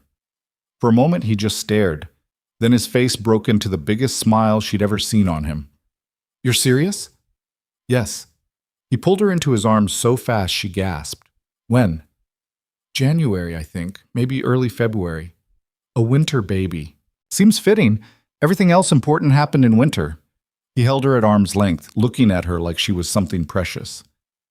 "You're happy about this?" "Terrified. But yes, happy." "Me too." They sat together as darkness fell, talking about names and making plans they both knew would probably change. But it felt good to plan. To think about a future that wasn't just about surviving or fighting, but about building something. "You think they'll grow up different from how we did?" Ronan asked. "Our kids?" Vivian thought about that. About growing up in Philadelphia, watching her brother destroy people. About Ronan growing up on a frontier that ate the weak. "I think they'll grow up knowing that standing up to bullies is possible. That one person with enough courage and stubbornness can actually change things." "That's a lot of pressure." "It's the truth, which is better than pretty lies." Ronan kissed her temple. "You're going to be a terrifying mother." "Good. The world needs more terrifying mothers." By autumn, the physical changes of pregnancy were impossible to hide. Vivian's dresses stopped fitting. Iris had to let them out twice. People started treating her like she was made of glass, which drove her crazy. "I'm pregnant, not dying," she snapped at Calhoun when he tried to stop her from lifting a box of papers. "Yes, ma'am." "And stop calling me ma'am." "Yes, Mrs. Mercer." She glared at him. He grinned back. Despite her protests, Ronan and the others did start taking over more of the physical work, which gave Vivian more time to focus on what she'd started calling the Valley Project, a systematic effort to review every loan, contract, and financial agreement in Birch Hollow Valley and make sure no one else was being quietly robbed. What she found wasn't as dramatic as Granger's operation, but it was still troubling. A merchant in Coldwater who charged different interest rates to different customers without telling them. A lumber company that shorted deliveries but charged for full loads. Small thefts, but they added up.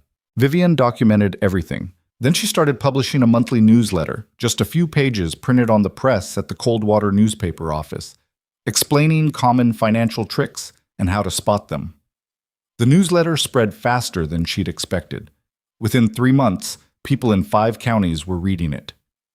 "You're building something," Ronan said one night, watching her work on the next issue while rubbing her aching back. I'm just sharing information. You're changing how people think about money and power. That's not small.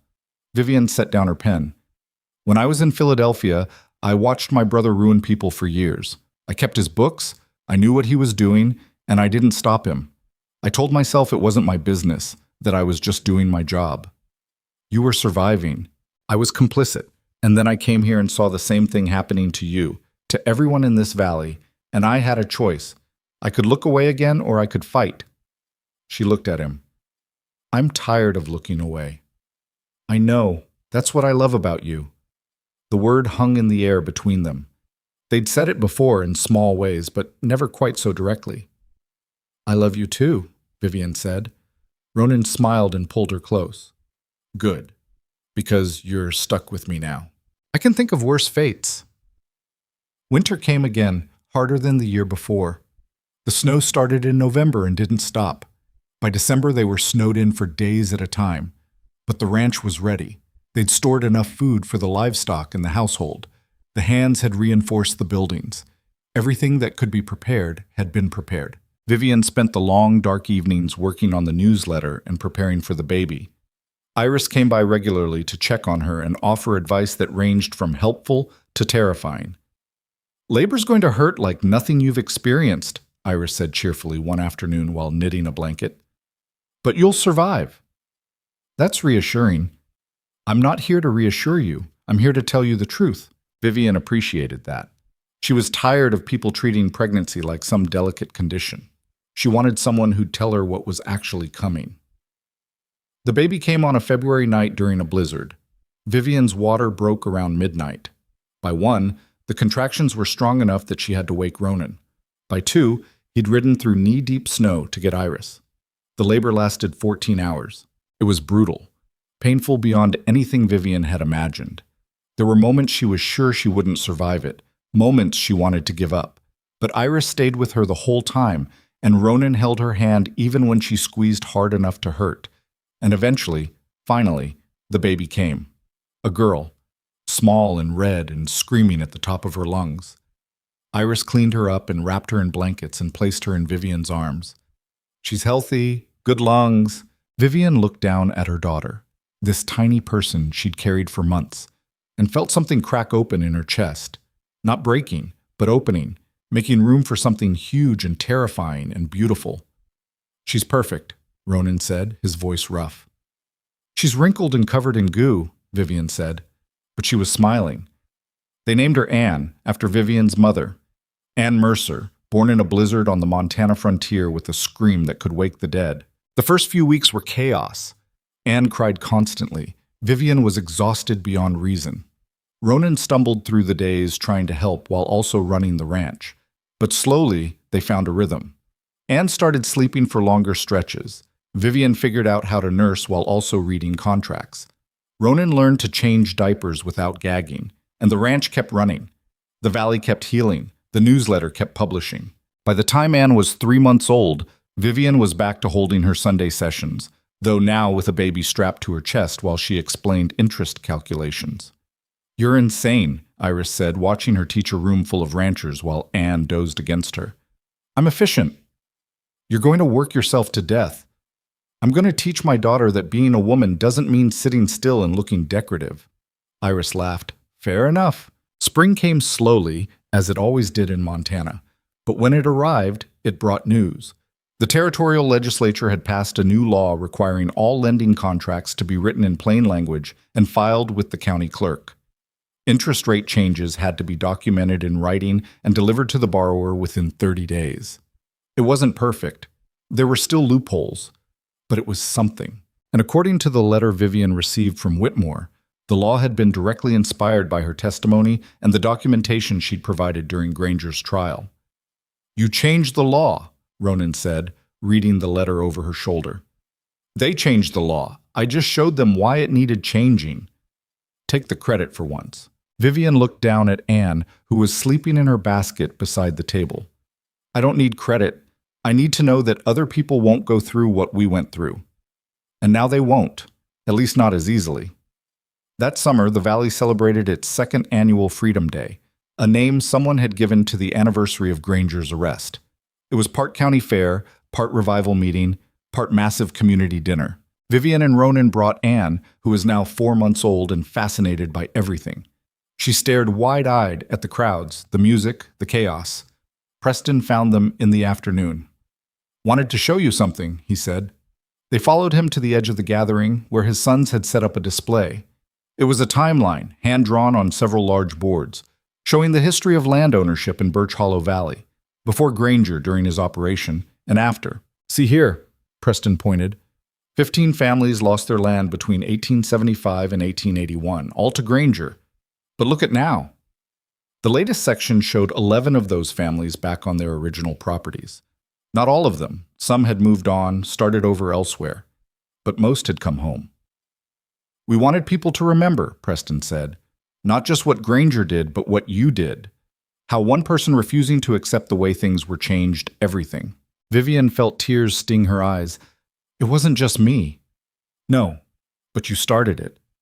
She looked at the timeline, at all those families who'd gotten their lives back, and thought about what Ronan had said months ago, about how she'd fought this time because she had something to fight for. He'd been right, but it was more than that. She'd fought because she'd finally understood something her brother never had. That strength doesn't come from taking things from people. It comes from refusing to let things be taken. That power doesn't belong to the people who hoard it. It belongs to the people who share it.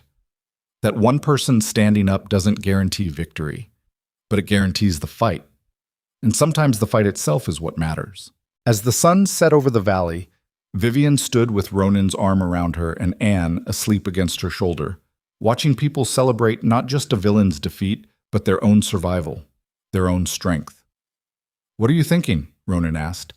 "I'm thinking about the woman who got off that stagecoach in October 1881. How scared she was. How alone. And I'm thinking how different things are now." "Better different?" Vivian looked at him, then at their daughter, then at the valley spread out before them. "Yes," she said. "Better different." That night, after the celebration ended and they'd put Anne to bed, Vivian sat down and wrote the last newsletter she'd published that year. It wasn't about interest rates or contract clauses. It was about something else. She wrote about how systems of power work, how they convince people that fighting back is impossible, that the powerful always win, that ordinary people should just accept their lot. She wrote about how those systems depend on silence, on shame, on people believing they're alone in their struggles. And she wrote about what happens when one person refuses to be silent, how it creates permission for others to speak, how it builds into something that can't be ignored. She ended with a simple line: "The powerful want you to think you're helpless. Prove them wrong." The newsletter went out the next week. Vivian didn't know how many people read it, didn't know if it would change anything, but 3 weeks later, she got a letter from a woman in Dakota Territory. The woman had read the newsletter, had looked at her own loan documents, had found discrepancies similar to what Vivian had found in Granger's records. She wanted to know what to do. Vivian wrote back with detailed instructions. She sent copies of the documentation templates she'd created. She explained how to find a lawyer who'd take the case seriously. 6 months later, she got another letter. The woman had won. The lender had been forced to repay stolen money to 43 families. The woman's letter ended with, "Thank you for showing me it was possible." Vivian kept that letter in a drawer in her desk. On hard days, when she was tired or doubting herself, she'd take it out and read it. Proof that the fight mattered, that it spread. Anne grew. The ranch prospered. Ronan and Vivian started talking about having another child, maybe in a year or two. The valley continued healing, continued growing. New families moved in, drawn by word that this was a place where people looked out for each other, where justice was possible. And Vivian kept teaching, kept writing, kept fighting small battles against people who thought they could take advantage of others just because they had more power, or education, or money. She wasn't naive. She knew she couldn't fix everything, knew there would always be predators looking for prey. But she also knew she didn't have to fix everything. She just had to make sure the prey knew how to fight back. On a cold January morning, 3 years after she'd first stepped off that stagecoach in Coldwater, Vivian stood in her kitchen making coffee while Anne played on the floor and Ronan brought in firewood. It was an ordinary morning, nothing special about it, but Vivian had learned that ordinary mornings were gifts, That a life where you felt safe, where you weren't running or hiding or pretending, was something worth fighting for. She'd come to Montana Territory looking for survival. She'd found something better. She'd found purpose, partnership, a community worth protecting, and a daughter worth building a better world for. And she'd learned that the most important thing you could do in life wasn't to win every fight. It was to fight in the first place, to refuse to accept that the powerful got to make all the rules, to stand up and say, no, not this time, not to me, not to us, because that's where change started. Not with perfect people or perfect plans, but with imperfect people who decided they'd had enough. Ronan came back inside, stomping snow off his boots. Coffee ready? Almost. He crossed the room and kissed her. Anne made a happy noise and reached up for her father. He scooped her up, making her giggle. What's the plan for today? He asked. Vivian poured 2 cups of coffee. I've got 3 families coming by to review contracts, and I need to finish the next newsletter. Another quiet day then. She smiled. Something like that. Outside, the sun broke through the clouds, casting long shadows across the snow. The valley stretched out before them, beautiful and harsh and home. Vivian took her coffee and stood at the window, watching the light spread across the land. She'd come here carrying nothing but anger and fear and a stolen ledger. She was leaving behind something better. Not a perfect world, that didn't exist, but a world where people knew they didn't have to accept injustice quietly, where they had tools and knowledge and each other. That was enough. That was everything.